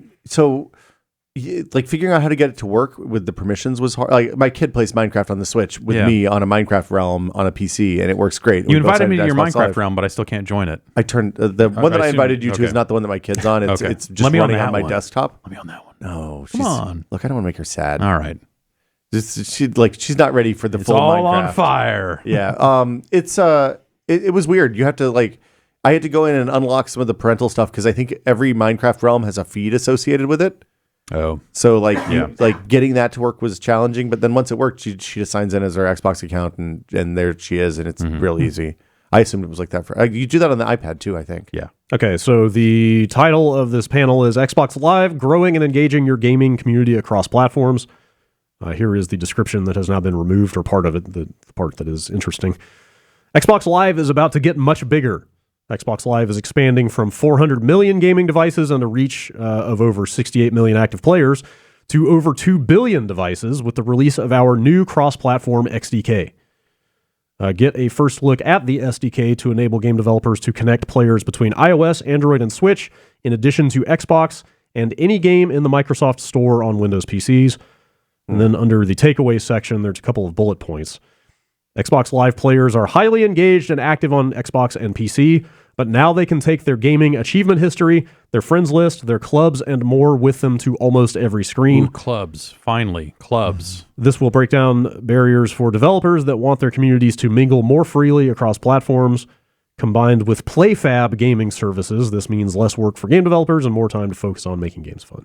So it sounds like they're trying to move Xbox Live into some kind of middleware situation where they automate a lot of or handle a lot of those kind of cross-platform situations with their stuff, which sounds like a pressure move to continue to be all about that cross-platform shit while Sony is still kind of like dipping a toe in. Siloed in their PlayStation stuff. Yeah. If they take the lead next generation, all this cross-platform stuff's really going to bite them in the ass, isn't it? So they're going to be like, oh, yeah, you guys... Yeah. But like if they take the lead next generation, it's not going to be purely on the sales of a box, probably, right? It's going to be on stuff like this of like services and... a streaming solution that then turns all of these 2 billion devices into places where you can play and buy all of those Xbox games too, and like the larger play, I think is still the larger play, even if they end up the install base lead. So the weird thing about Switch on this Minecraft Switch is I think when you buy, like you can only buy microtransaction stuff with Minecraft coins, which you have to use. I don't think you can buy Minecraft coins on the Nintendo store. I think you buy them from the Microsoft store. Oh, huh. So you have to have Minecraft coins on your account before you can make a transaction on Minecraft for Switch. And you can't, because you can't. Okay. It's like buying shit from Amazon on the iOS. Exactly, yeah. Because they don't want to give Nintendo a cut of the Minecraft coin sales. That's exactly it. Yeah. So it's a real, like they're trying to have their cake and eat it too. Yeah. I get it, but also who fucking like I don't at this point I kind of don't care. Somebody's gonna get a cut. They got their pound of flesh. I paid $20 for Minecraft on the Switch. It's weird. This is a weird. Like you saw how you can link Steam to your Apex account, right? Yes, I was. That doesn't exist on consoles, by the way. If you're wondering, I was not quite brave enough to let EA touch that information, but I saw that option. I let it rip. Also, it just bring in your friends. Just brings in your friends. I don't know how much you care, but there was a fair amount of outcry that game scrapes a lot of data from your PC. Great. Which you can just go into gameplay options and disable usage sharing, I believe, is the option. What are they scraping? Like how many games are installed? I didn't get too deep into it, but there is some information collection going on there if you care. EA's had options in their games since like Mass Effect 2 or something, right? Yeah. Still. Yeah. But I mean, they used to install rootkits. This is an improvement, I guess. Sure. Yeah. It feels like we're in a weird transitional phase right now, right? Where all these services are overlapping and people you think would never even speak to each other are making business deals. I mean, the Steam stuff in Apex seems like a case of like, hey, no one built their Origin friends list unless they're way into Battlefield. In that case, so no one cares. So, hey, here's another way to, like, you can tie your Steam account to your Epic account. And Epic, I'm sure, would love that. Yeah. Hey, now build your Epic friends list very easily with this. Like, that sort of thing has existed for a long time. This is like the Xbox with Live Apex on being Switch. free to play specifically is like that's their good Trojan horse to get people to finally build a friends list on Origin. Right. But the like Xbox Live on other platforms stuff is like a generation ago, like that would have been completely unheard of. Totally. Yeah. Like stuff like that is weird. And that's Satya Nadella too. Yeah, and I think it's stuff that exactly. Like with where Microsoft is at and the message they've been kind of signaling for some time now, this all seems right in line with that. Yeah. It seems like, this stuff seems like it's potentially good for players. Yeah, it seems like a good thing.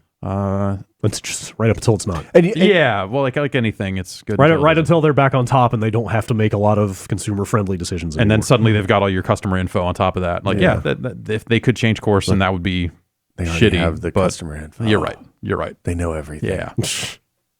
Ugh. Okay. Real quick, a couple other things.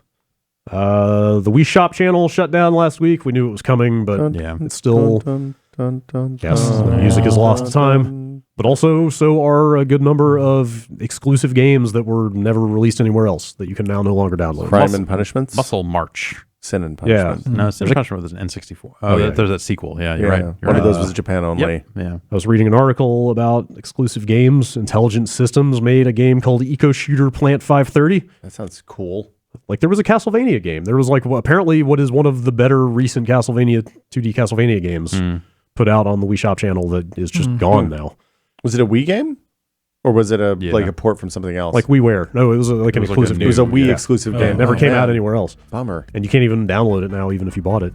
So was that the shutdown? Because I know there were two shutdowns. There was the we're not going to let you buy stuff, and the we're not going to let you re-download stuff. And I think they're two separate dates. They wouldn't let you buy. They wouldn't let you buy coins. So you could, if you had points already. That's what I meant. You could spend them right up until but also the like I thought the re-download stuff was still active. Maybe I misinterpreted what I read, or maybe I did. I swear I saw people saying like, "Hey, download your games." Now, yeah, because I know there were two dates. Maybe I thought we were at the first one, but we were really at the second one. Yeah, and maybe I'm wrong, but I don't know. I could be wrong, but my impression was you can't even download the games that you have anymore. It was an amazing virtual console library on that thing. Yeah, really. I maybe bought like one virtual console game. Well, you already had all the games. Yeah, like I didn't. Normal people, we don't have 10,000 garage games. Yeah, the sadder aspect is is those games you couldn't get anywhere else. Yeah, like this is like kind of the thing you expect is never going to happen with a digital storefront, and yet it happened. What about all those notebooks? And it's a company that is still like perfectly healthy and robust. Like right, they didn't have to shut. Well, the My Notebook stuff that was on DS. Oh, okay. Whew. Yeah, safe. So we might. Unless that already shut down. I don't know. It's bad enough to lose digital purchases when a company goes out of business, much less a company as healthy as Nintendo just electing to end this service. Microsoft did the same thing with the original Xbox Online service. But you couldn't buy games over that. You could. You could? Yeah. Oh, there were a handful. There's like a handful. There was you buy some Halo map packs. That's right. You're right. That was the original Xbox Live Arcade. Yeah, all the DLC for Halo 2. Okay, that's fair. that's in Master Chief Collection free now. eventually also. So. That's fair. Still. It sucks. I don't. Yeah, we're not bringing up these examples to say, "Oh, it's fine," because it totally sucks. Yeah. I don't. If they gave a good business reason, other than I'm sure it costs money to run those servers and all that other stuff, and the people that are probably still engaging with a Wii on a regular basis are either never connected to that thing, or have pirated everything already anyway, and so they're probably not making a lot of new sales. Yeah, and also I guess except the people that are maybe using it to hack a Wii U, because I think there might be some there are weird way are inroads with WiiWare on it. Yeah, and there's also like the servers for that service it's probably not like virtualized AWS machines running on the cloud someplace. It's probably like actual a Dell under a guy's desk, taking up physical real estate. Pentium 2 450 jammed into a rack someplace in Japan. Also, the seedy underbelly of this is that I'm sure people will get those games off of Wii's. They already have. And that's a lot of that stuff, like people that care about preserving all that stuff have been doing that for a long time. I'm sure that was all taken care of. So, but for just the kind of average end user that bought those games and can't get them anymore. Yeah, it's a bummer. That's shitty. That's crap. Nintendo is the music is also the great loss there. Right. Yes. Yeah. Oh, you can get the music. Thank you. You can just give me a little more. Just give me a little bit more. Turn it up. Pump up. Fuck with my eardrums a little bit.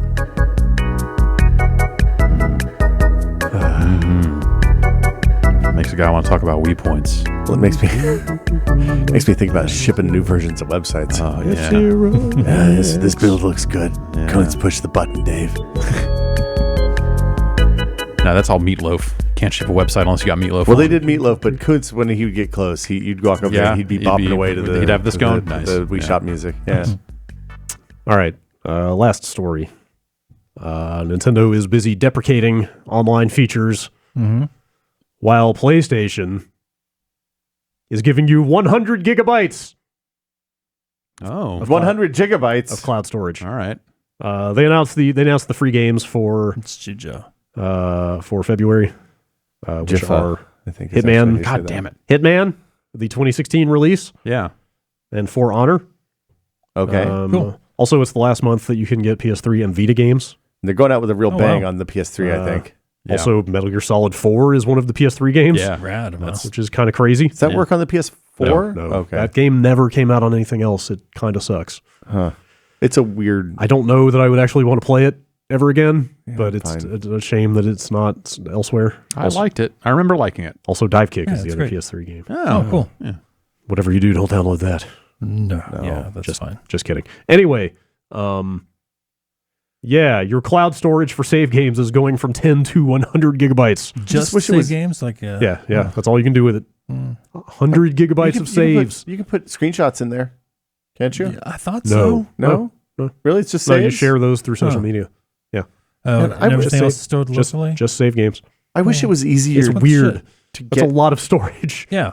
I mean, those saves are like 100 megabytes each, so that's only It 100. depends. It depends on the game. Yeah, 1 it million varies. saves.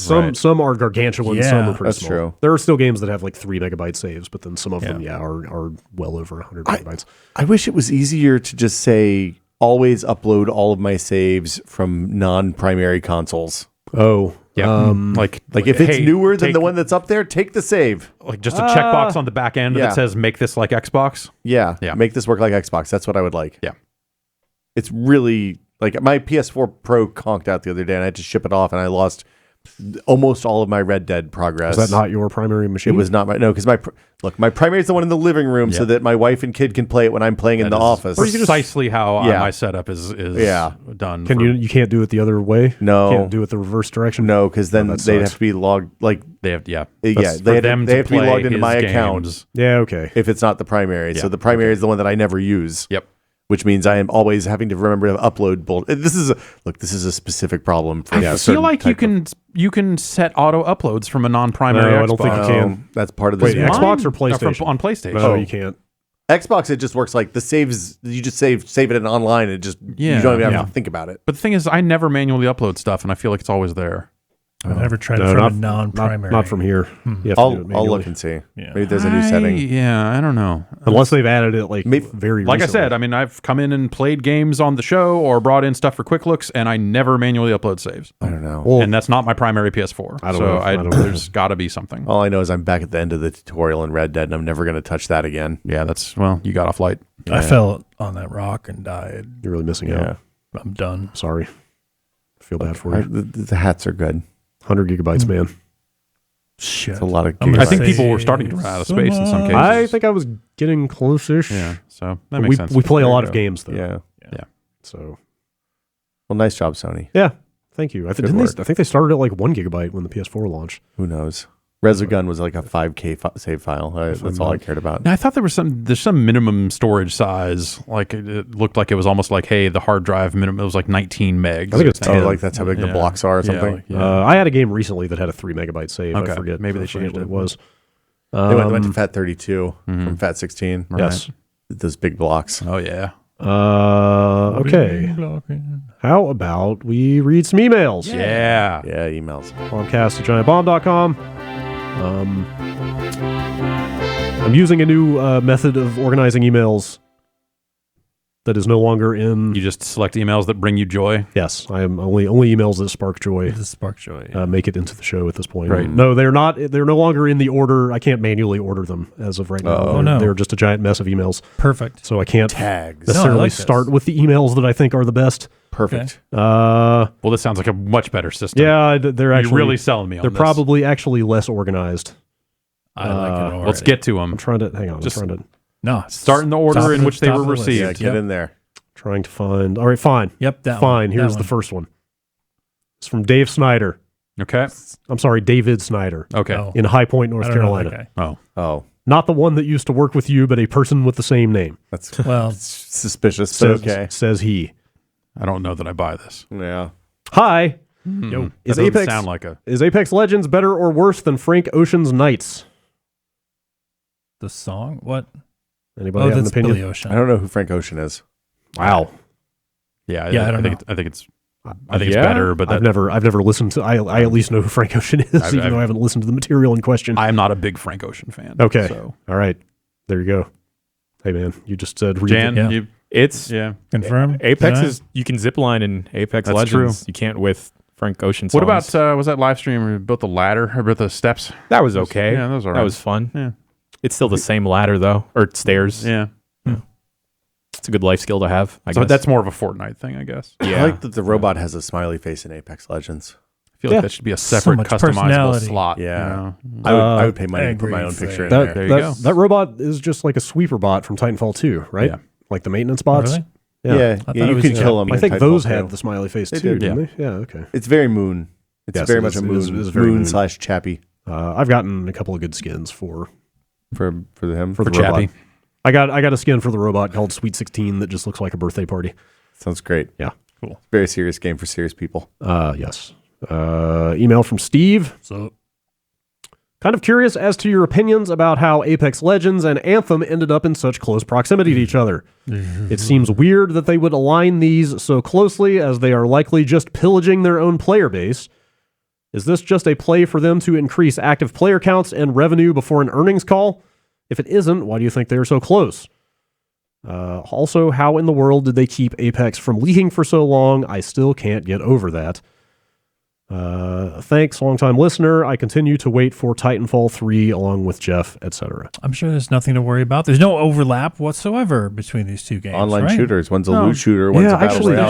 There's some, but I guess they're not that similar. You know, one of the side benefits for EA by them putting out a free-to-play game is people installing Origin. Yes. Yes, I saw more than a few people on Twitter yesterday saying like, "Hey, well, time to build out an Origin friends list finally." If you've got Origin installed, you're probably exponentially more likely to buy a game on Origin than you would have been before. So maybe that ends up exposing more people to the idea of Anthem. All the other stuff. Yeah, 99 cents for EA access this month. What an amazing coincidence. Right. Yeah. And you get Anthem with that. So I think that's... Or you get the trial of Anthem with that, maybe? I don't know. A 10-hour thing, maybe. Yeah. All that said, I would guess this is...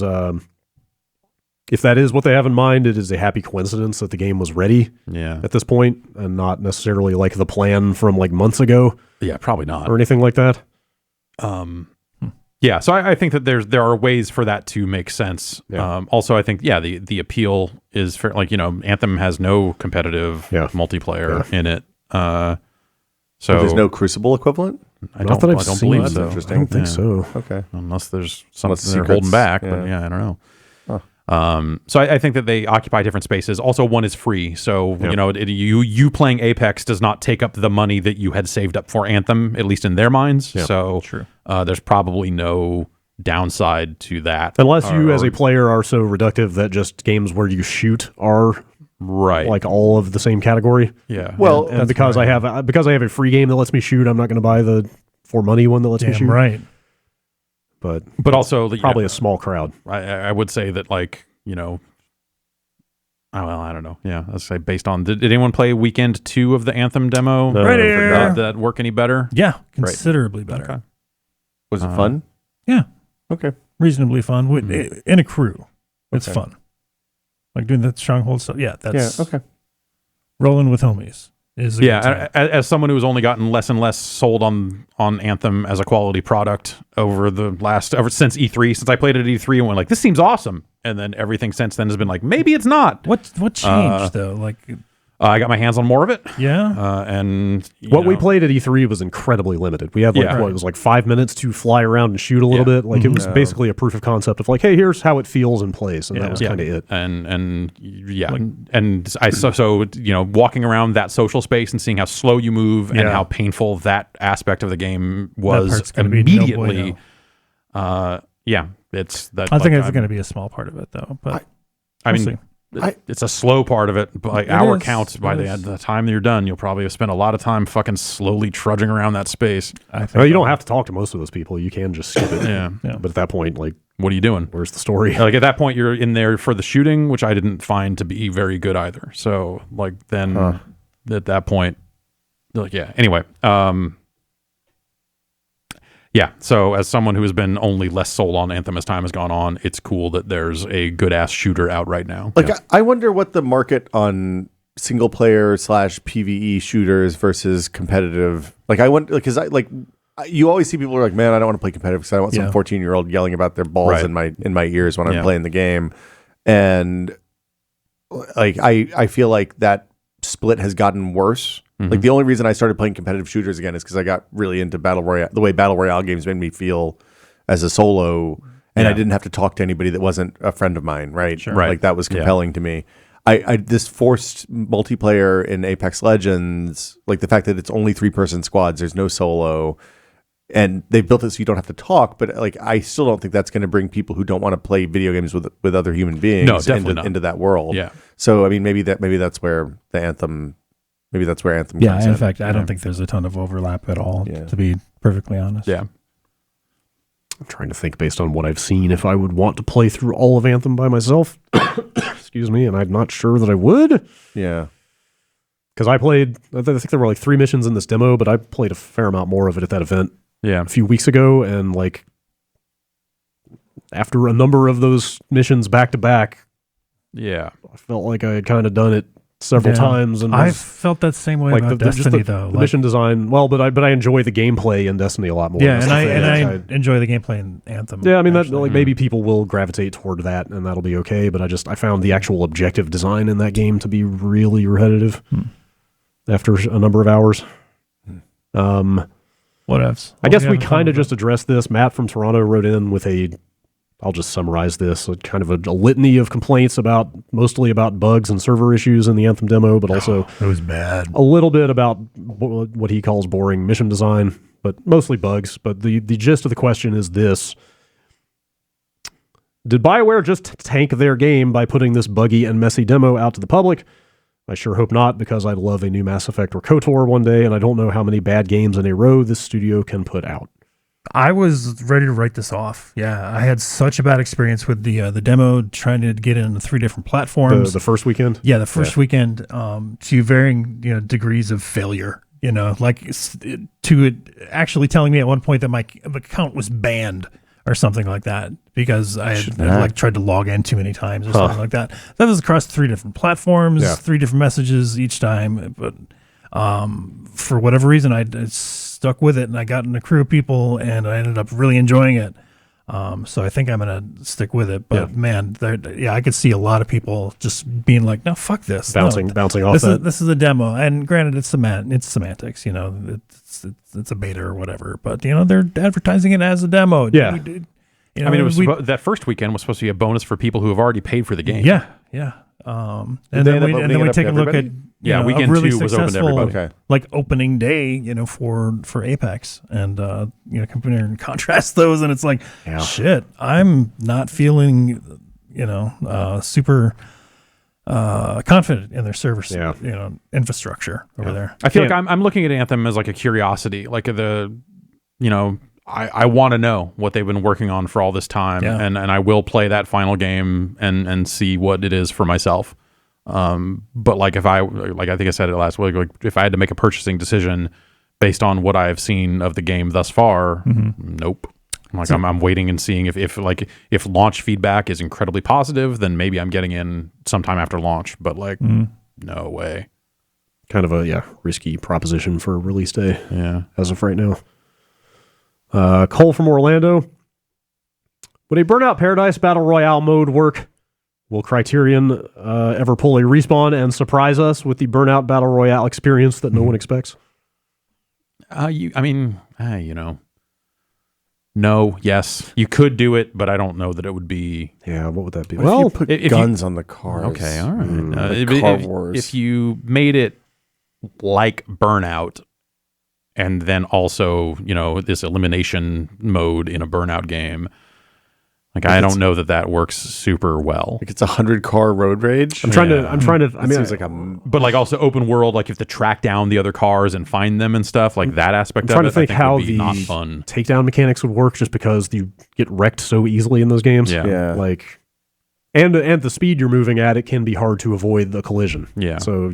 And generally, a lot of those events are races where everyone's already on the same road going in the same direction, as opposed to hey, open world, everyone has to kind of come together.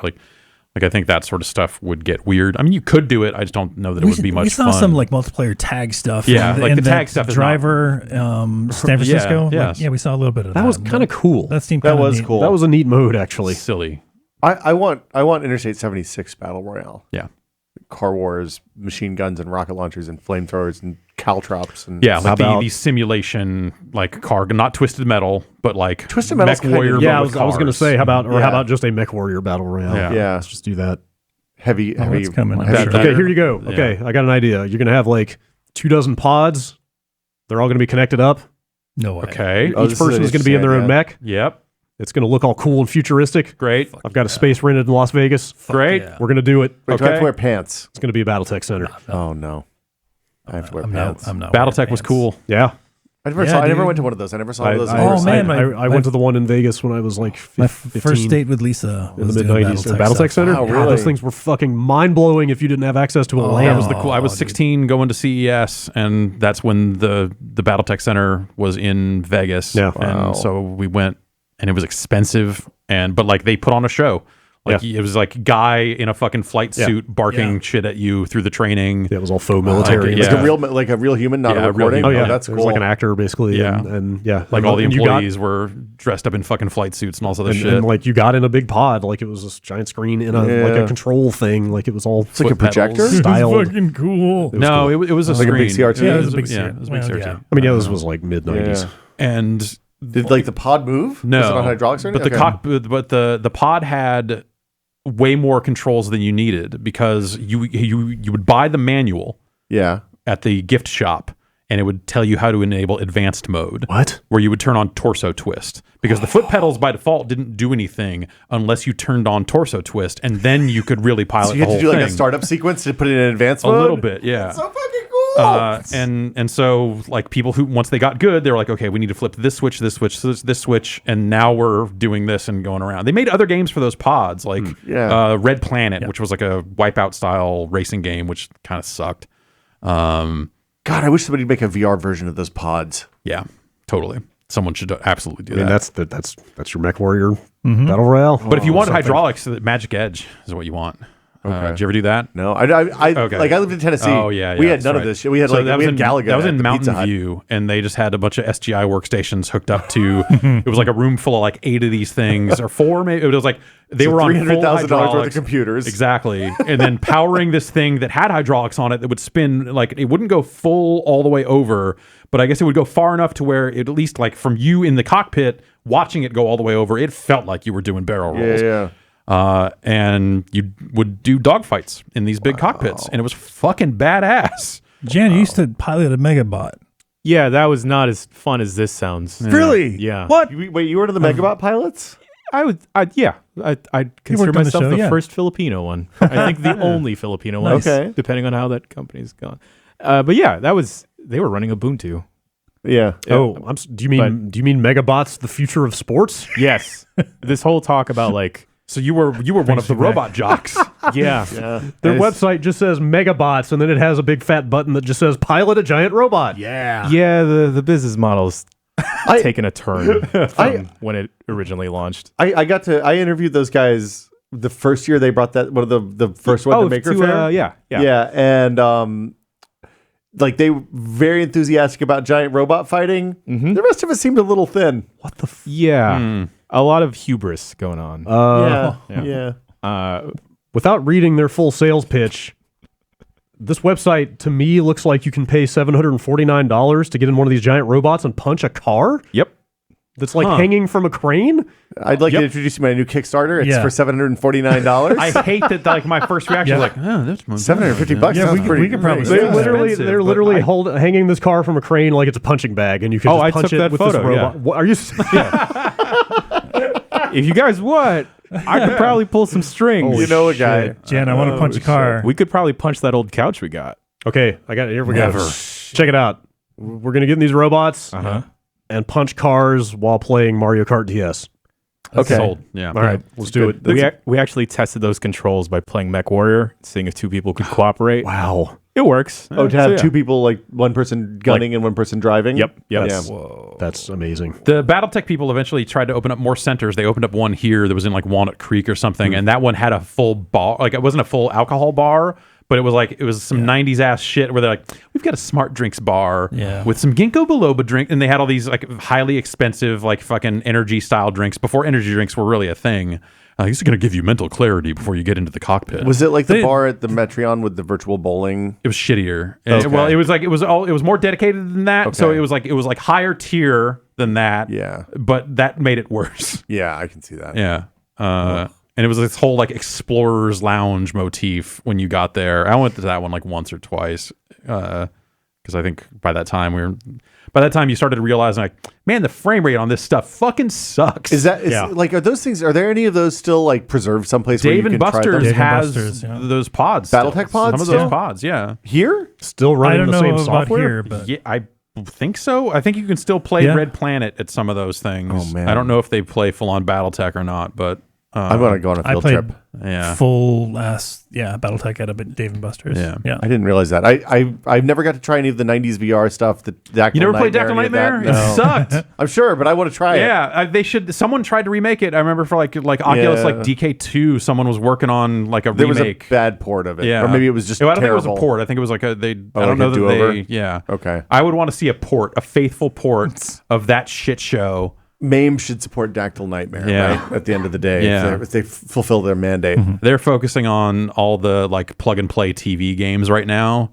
A lot of are you serious? Like MAME now supports a ton of fucking weird shit. It's fascinating, but those games are not necessarily fun. But it's fascinating. Yeah. Okay, fair. Here's an appropriate email from Alan in Glasgow. What's the best sci-fi suffix? Oid, Borg, Tron, Bot? Or is there one I haven't thought of? I like Oid and Tron. I was trying to think of good. an use for Oid, unless Android counts, but I would say Droid is more this humanoid. Humanoid, okay, sure. Yeah, insectoid. Sectoid, sure. Yeah. Okay, fine. I like Oid. Oid. Ick, robotic, mechanic. Okay. Yeah. Megatron and Cybertron came to mind. Yeah. Tron. Yep. Yeah. Galvatron, Cyclotron. Ultron. Let's not talk about that one. Actually, Not a big fan of Bot. It feels that sounds a little cheesy or kiddie to me. Well, there's a period of time when everybody was putting Bot on the end of their like kid toys, right? Like this is the E-Bot or the Y-Bot or the M-Bot or GoBot. Yeah, GoBot's pretty cool though. Only bot that matters is Egg Drop. Yeah, sure. Yeah. Next split, I'm coming for you. Fucking try it, man. I can get behind that. Take you out. You know what? Like, this would be made for an audience of 5,000 people or something, but somebody should make a late 90s IRC simulator that lets you like attack and take over channels and like exploit servers. That absolutely exists on HEO. Exploit server splits. Yeah. That is 100% like a game jam. Like somebody made a text-based game jam game that is net split simulator. You win by backdooring through a server split and getting ops in your enemy channel. Pound Quake, which totally happened to us in vid games numerous times. Oh, you were a vid games guy. Yes, FNet? You deserved it. Yes, on FNet. Get fucked. FNet was the stupidest place to be if you didn't want your channel getting taken over. Yeah, those split constantly. But people refused to move and accept that there was a schism, and some people went and made different vid games on a different network. Undernet was nice because like you kept ops, like you registered your stuff. Downnet was I think the same way, or at least better about it. As soon as you started being able to like register channels and stuff like that, I mean, it was less fun, but it was less chaos. Yeah, like cuts both ways. The chaos was deep down kind of exciting. Did you even have to authenticate users on FNet, or was it just first come first serve? It was completely without rules. Wild West. Yeah. So that's why people would fucking put bots in channels to just hold their Yes, we had bots that just idled in there 24/7. Oh, those were the days. Don't miss them. There were some exchange students lived in my dorm.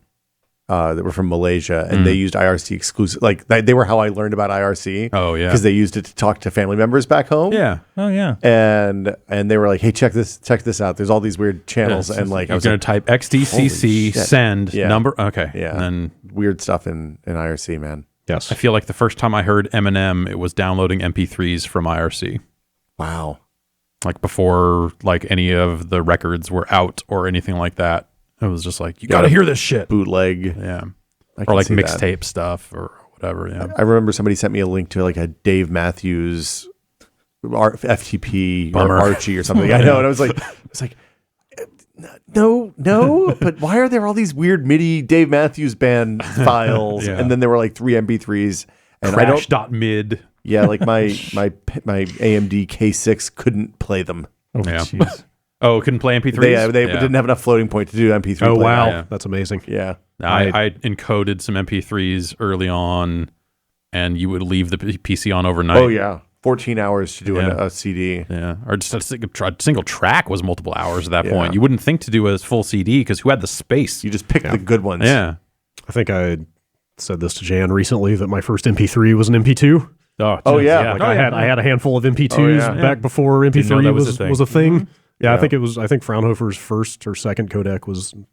Yeah, that was what preceded MP3. I remember getting those were huge. A Sound Blaster AWE 64 and playing a MIDI file and being like, God, "What dude. the fuck is going on that here?" Was fucking mind. A friend of mine had a Gus Max, and it was just like, Jesus. I had we got an all-32, and it was like a foot and a half long. Oh, yeah. Long ass card. Barely fit in the ISA case. card too. But yeah, dude, yes. Hearing wavetable synth for the first time was a mind-blowing experience. Wait, this is music. Almost. I was working for that magazine that was sponsored by Creative Labs at the time, and I got that CD-ROM drive, and that all-32 just showed up, and I was like, cool. And then I couldn't get any of it working because it was a fucking nightmare. Yeah, you had to do your IRQs, and it was Yep. Cody from West Virginia. Mountain Mama. With the news of Dark Raiden being an important factor of Mortal Kombat 11's plot, I would just like to remind everyone of Raiden's Mortal Kombat 1 ending. And he's quoting here. From the scriptures. Yes. Raiden's victory comes as no surprise to him. He was never impressed by Shang Tsung's inferior sorcery, Goro's brute force, or the challenge of the other contestants. He quickly becomes bored with his mortal competition and soon invites other gods to participate in the contest. Godly combat. The ensuing battles rage on for years, and the wars result in our world's final destruction. Oh, damn. Have a nice day. Raiden. In the quote. Dude. It says, "Have a nice day." Yes, in the quote. Cody says, "Fuck Raiden, that guy is a dick." Sounds like Turns out, yeah. Wow. Kratos was right. Kill all gods. Yeah, they can't be trusted. Yeah. It's absolute power. Nice hat, though. Yeah. It's the second best hat in Mortal Kombat, I think. All right, here's Striker. Backwards Lao. cop hat. Okay, yeah. Kung Lao's got blade the. Yeah, thing, you're right. that's You're pretty right. fucking That's cool, pretty- Cuts man. people in half. That's Yeah. a better hat. All right, here is that new console question from Rodney. I'm a firm believer in the next generation of consoles being backwards compatible with current gen games, but how does licensing and such work with third-party publishers? Doesn't Ubisoft want to make us buy a new copy of their shitty version of Tetris again? Or would they hope to just remarket shitty PS4 Tetris Ultimate on PS5 in hopes of reselling it to anyone who didn't already buy and loathe it? Well, That's kind of a weird example, but It's a real specific. Yeah. I feel like there's some real there's some history there. maybe some sour grapes here. the hope is that they But- kind of never stop selling anything. Yeah. So, they can even sell the old ones and still make money on that. Yeah, we're seeing that on, your like existing- Xbox right now. Yeah. right? Your existing purchases carry over. Your discs still do a thing. Yeah. So I'm just guessing here, but okay, so on the Xbox One, they roll out backwards compatible 360 games like in kind of piecemeal, in batches. And my understanding is they are having to make deals with those publishers behind the scenes to make that happen. But that's because they're modifying those games. So that's what I was going to ask. Yeah. Is that the case? Because That's my assumption. Yeah, because when you put a disc in, I don't even know if it's installing any data from that it's disc. not, It's no. just pulling the full Xbox One executable version of it. and in Down. fact, they've done some weird stuff. Like I haven't played it yet, but I put in Final Fantasy 13 when they made that backwards compatible because they did a ton of work to that thing. Like they re-rendered all the cutscenes out in a higher resolution. Oh, okay. Because they're nasty, grungy, Right, of low course. res Yeah. on the 360. Like they were really bad. So yeah, you download like 12 gig of data when you put that DVD in. So yeah, that's what I was gonna say. Because on the PS1 to PS2 and like PS2 to PS3, you could just put any previous disc in there and they just worked. Is that because it's the original disc and it's running off the disc? So that's why they don't So have it's like to do... the original thing you already bought. Okay. Just continuing to work. Okay, It's so because the PS2's audio processor is a PS1 CPU, right? And same thing. Yes. So it's going forward in the PS3 PS3 they ended up taking out some of the PS2 stuff, but that PS1 stuff always worked. And, Yeah.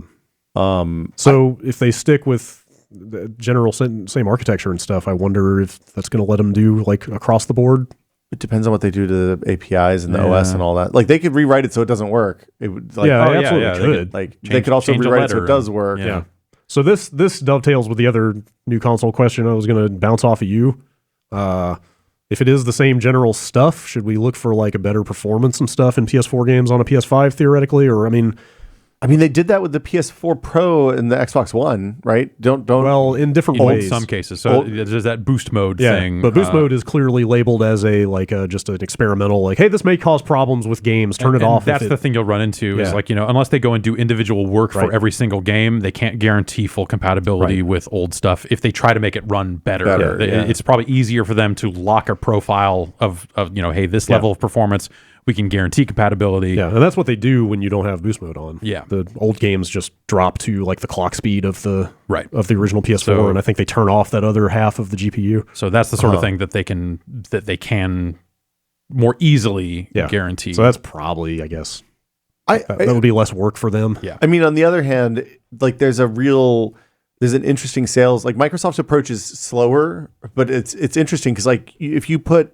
Red Dead, the Red Dead 360 Red Dead in a Xbox One X, like I assume it plays at 4K. Yeah, it's native 4K. Yeah, like that's rad. And a better frame rate. Yeah, like even on my launch Xbox One, playing Red Dead on the Xbox One, it had more stable frame rate than it did on my 360 ever. Yeah. Which is cool. Like If by going slower it gives them time to make those enhancements, that's neat. I'm much more likely to go back and play old stuff. That like part of the challenge of games now is that we there's infinite fucking games. Like nobody can, like, even you guys have trouble playing everything. I'm sure. And it's and the other thing that I think is still somewhat true, I think Microsoft had some numbers out there that maybe started to put some dents in this, but everyone says they want backwards compatibility, but people don't actually use it that much. Yeah. But I think like with Microsoft is with the way they chose specific games, they seem to choose the ones that would likely to have players around them in a lot of cases. Yeah. Not every case, but they're like, hey, this is the popular Call of Duty that you might want to come back to. Hey, Red Dead, how about that? Or like I played a lot of Viva Pinata with my kid. Right. Yeah. That's been a really fun thing to do together, and there's nothing else like that out there. Right. Right. It's the only place that exists. With those high profile games, it gives them a chance to tell a good story.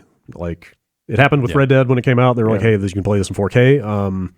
I read the Digital Foundry breakdown of the Final Fantasy 13 port, which I don't know if you remember way back when we got 360 in first for that game, and I played a bunch of hours of it, and it was so awful that I switched to PS3 and started over. Oh, wow. Like the performance was terrible. The videos were at like 576p or something like that. because that was DVD versus Blu-ray. Try to cram them on the DVDs instead of a Blu-ray. The performance was way worse. Like it was just a disaster. And now they said this is the definitive version of the game, like running on an X.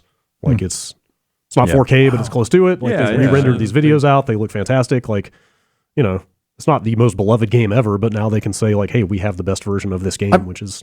So I mean, theoretically, these are going to just be DX12 equivalent APUs running whatever APIs. It's like Sony does their shit in OpenGL, I guess, Yes, right? And probably Vulkan at this point. And then the Xbox is DirectX 12 and whatever their DirectX Direct Metal API is, which is based on Vulkan, I think. I mean, there's no reason shit can't be forwards compatible or backwards compatible. I think that's what people would like. And I mean, it makes sense for them to do it in a way that's more manageable so that they don't have to have a team of people working on it at Microsoft. Yeah. Yeah, if they just kind of say, hey, this is the baseline, it works, go. We'll keep adding new 360 games, but everything Xbox One forward works. Right. Yeah. A couple more emails real quick. That would actually be kind of cool, as if, like, hey, let's end this conversation now and go out of your way to actually just kind of make some of that older stuff work. Yeah. At least on the Sony side.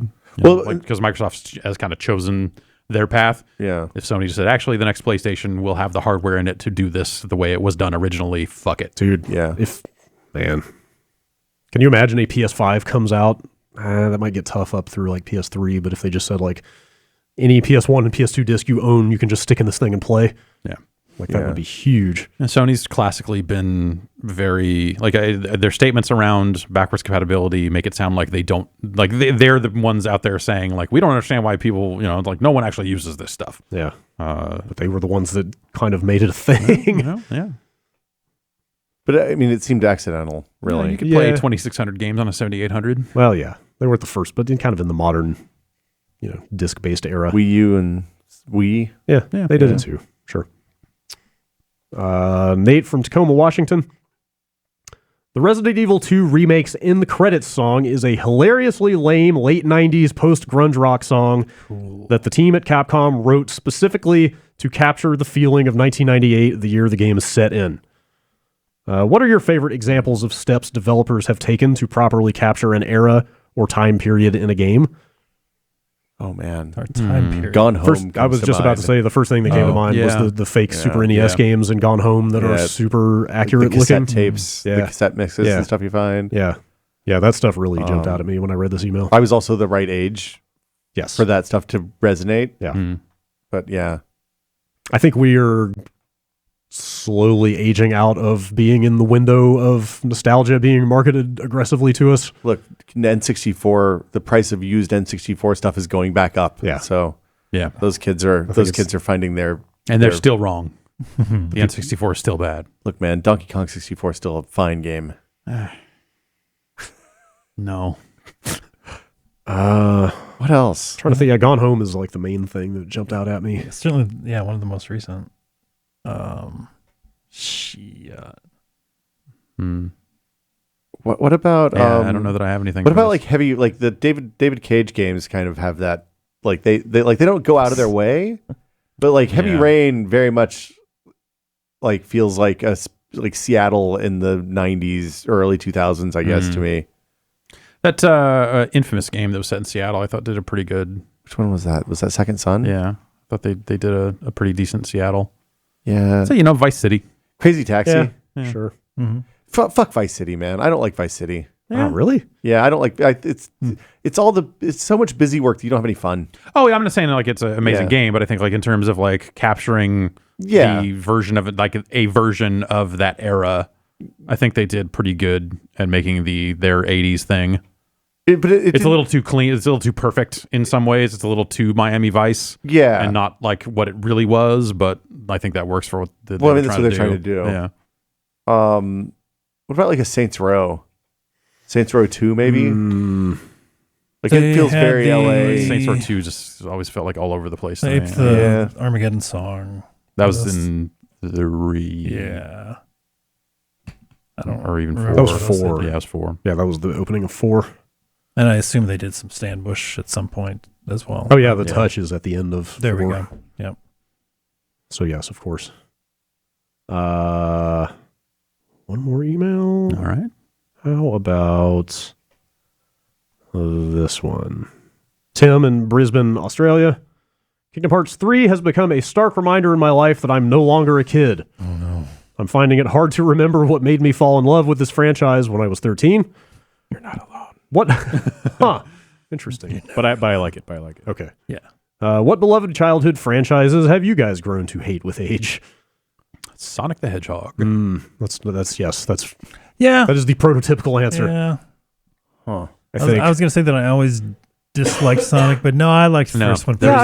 Sonic Hedgehog 1. It was a big deal fantastic when that thing experience. came out. Oh yeah, dude, he tapped his foot. And Sonic 2 with when they added Tails and that weird interlaced multiplayer mode, like there was crazy shit in Sonic 1 and 2. See, I like played Spring Hill Zone on both of those, and then like bounced and went and played more NHL 94 or whatever I had for my Genesis. Hell of a game. I tell myself that I still like Alex Kidd, even though everybody else seems to hate it. No, those games were never good. But I'm with you. I'm with you, but those games were never good. I play the shit out of that game, or some of those games out of necessity. There's a homebrew Alex Kidd in Miracle World 2. What? Whoa. That someone put together. That if you like Alex Kidd in Miracle World, I only played the Genesis game. Oh, okay. Then I can't help you. I never played the Master System stuff. Master System game might actually be a little better. Alex Kidd and Miracle. Wow. Unrelated to video games, but I used to really like Family Matters as a kid. Looking at it now, oh no, Steve Urkel is terrible. He stole that show from the Winslow family. Yeah. That's true. It's called Family Matters, and then it becomes about a guy Steve who's not even Urkel, part of the family, the catchphrase guy. Yeah. Well, if we're gonna go non-gaming, the WWE. That ebbs and flows. Yeah, That works. you're right. It does. I don't 100% mean that, but Man, I really love Transformers, and that has not aged well. Wait, well, no, which aspect of it? The Gen 1, the original. That stuff's still good. The TV it's stuff, everything they did since. The TV stuff is hard to look at. Hard to It's watch. Really terribly animated, like 14 frames a second animation. I mean, I used to watch Mask. If You that. want to talk about like now, cartoons hold on. that fucking soured in the. I used to watch Mask religiously. How much Can't of get each, past the intro now. Like the intro is super good. but how much of each episode of Mask is just reused frames of them putting on the helmets? It's the dude fucking rolling out on the creeper out from under the car to go, like, I gotta go, my watch. Like that's like that's the whole segment of the show. The funny thing about those old Hasbro shows is that is it the one that aged well? Like G.I. Joe has some good episodes. Yeah, I could. I haven't watched it, but there's recently, but I could see some of that stuff. So long as Shipwreck specifically is the not shipwreck in it. But like those are the ones that held up. Is Really? fucking Serpentor. Shipwreck's weird mental breakdown with the stand synthoids Shipwreck. and stuff, like the whole fake Springfield thing. The is like Serpentor that is arc. the adult set of episodes Yeah. of that show. Yeah, it's good. The Serpentor stuff's good. It's okay. Yeah. the Transformers movie from a distance absolutely still holds up just for its audacity and weirdness. Like that thing is bizarre. It's incredible. For all the stuff that like- came before it too. Yes. Just like when you think about what Transformers Yeah. was going into the movie, and Yeah. then all the Junkions and fucking Totally. Eric Idle. Yes, and like having an adult Orson perspective. Welles and- Yeah. Having an adult perspective on that yeah. movie and realizing that it basically eats with like a Lovecraftian elder planet god eating another planet. Like it's fucking bizarre. Up close, like the editing and stuff, it feels a little It's not good. It feels a little slapdash in spots, just the fit and finish on that thing. But just the weirdness of the designs and the places that story went. So pissed when they killed all my toys. Right. That was the idea. I know. That was the mandate. I I was more. mostly pissed that a lot of the new toys looked bad. Yeah. Cup Yes. All the sucks. stuff. Cup Oh, sucks. dude, Cup's Yeah. awesome. His Cup legs is didn't fucking stay awesome. together. His legs look bad. Oh, you mean Yeah. as a toy? Yeah, as a toy was toy. fucking I don't awful. think I ever saw the toy. I Awful, just the awful. character is great. I traded my Ratchet for a cup, and I was it was Yeah, a that's real rough. bad But trade. the Ratchet toys were weird. 'Cause, Yeah. they didn't look like they did in the cartoons. Look, it was the weird look, like it wasn't great. you put the sticker with the smiley face on it on the chair of the fucking van because Yeah. it was like this weird. Yeah, Is that where this term came from? But at least the So legs ratchet? stuck together. It's pretty ratchet. I mean, now you can pay like what $150 for a super duper realistic Gen 1 Soundwave or Optimus Prime that transforms like you think it should. Does it play the tapes? Does Soundwave play the Yeah. tapes? Probably. It doesn't play the tapes, but it doesn't play real tapes. But it's still there are still play real tapes. tapes. There are still tapes. Yeah. Buy them while you're still being pandered to Yes. Yeah. before they stop caring Yeah, I'm probably okay. about making money off of you. I'm at this point. I'm a lost cause. No, they're going to keep going. Don't worry. Hot There's going to be a toys. new version of Soundwave next year that's going to floss, and you're going to love it. Oh man. flossing, dude. Flossing the 8-year-olds. If Yeah. you floss around 8-year-olds, they mock you. What? Yeah, Wait, flossing's not man. cool anymore. Oh, Wait, is it not? man. No, flossing's already out. Oh, what's in? Look, Dabbing, it's back. Look, we're they're- on the they're- second round of.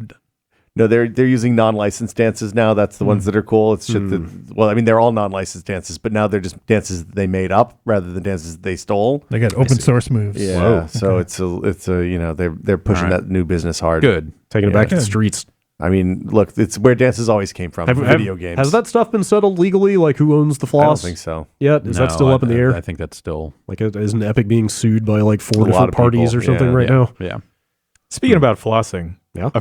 a friend of mine, actually the guy that owns Megabot still, went to a Super Bowl party in Atlanta where there was a backpack kid with Guy Fieri Guy Fieri right behind him as backpack kid was flossing in front of an Whoa. audience, and then Guy Fieri was just silently just watching him from backstage. Whoa. That's Look, an interesting tableau. Yeah, It's a nightmare. Guy Fieri seems okay. he's an okay guy. Yeah, I think the Guy Fieri redemption arc is well underway Yeah. at this point. Like- after a lot of the charity stuff he does start coming out. like people, Santa Rosa's burning, and he's up there with restaurants open, giving away free food to people. That's feeding fucking people cool, whose man. houses are burning down. I mean, yeah. he's still kind of a douchey guy, but Yeah. whatever. You know. He seems okay. well, Who isn't? Yeah, yeah. I mean, we've all had frosted tips at some point. or at least he looks like a douchey guy. I don't- keep I don't know thinking if he about actually bringing him is. back. You should do it, man. Yeah. It's time. My wife won't let me. It's the right choice. Yeah.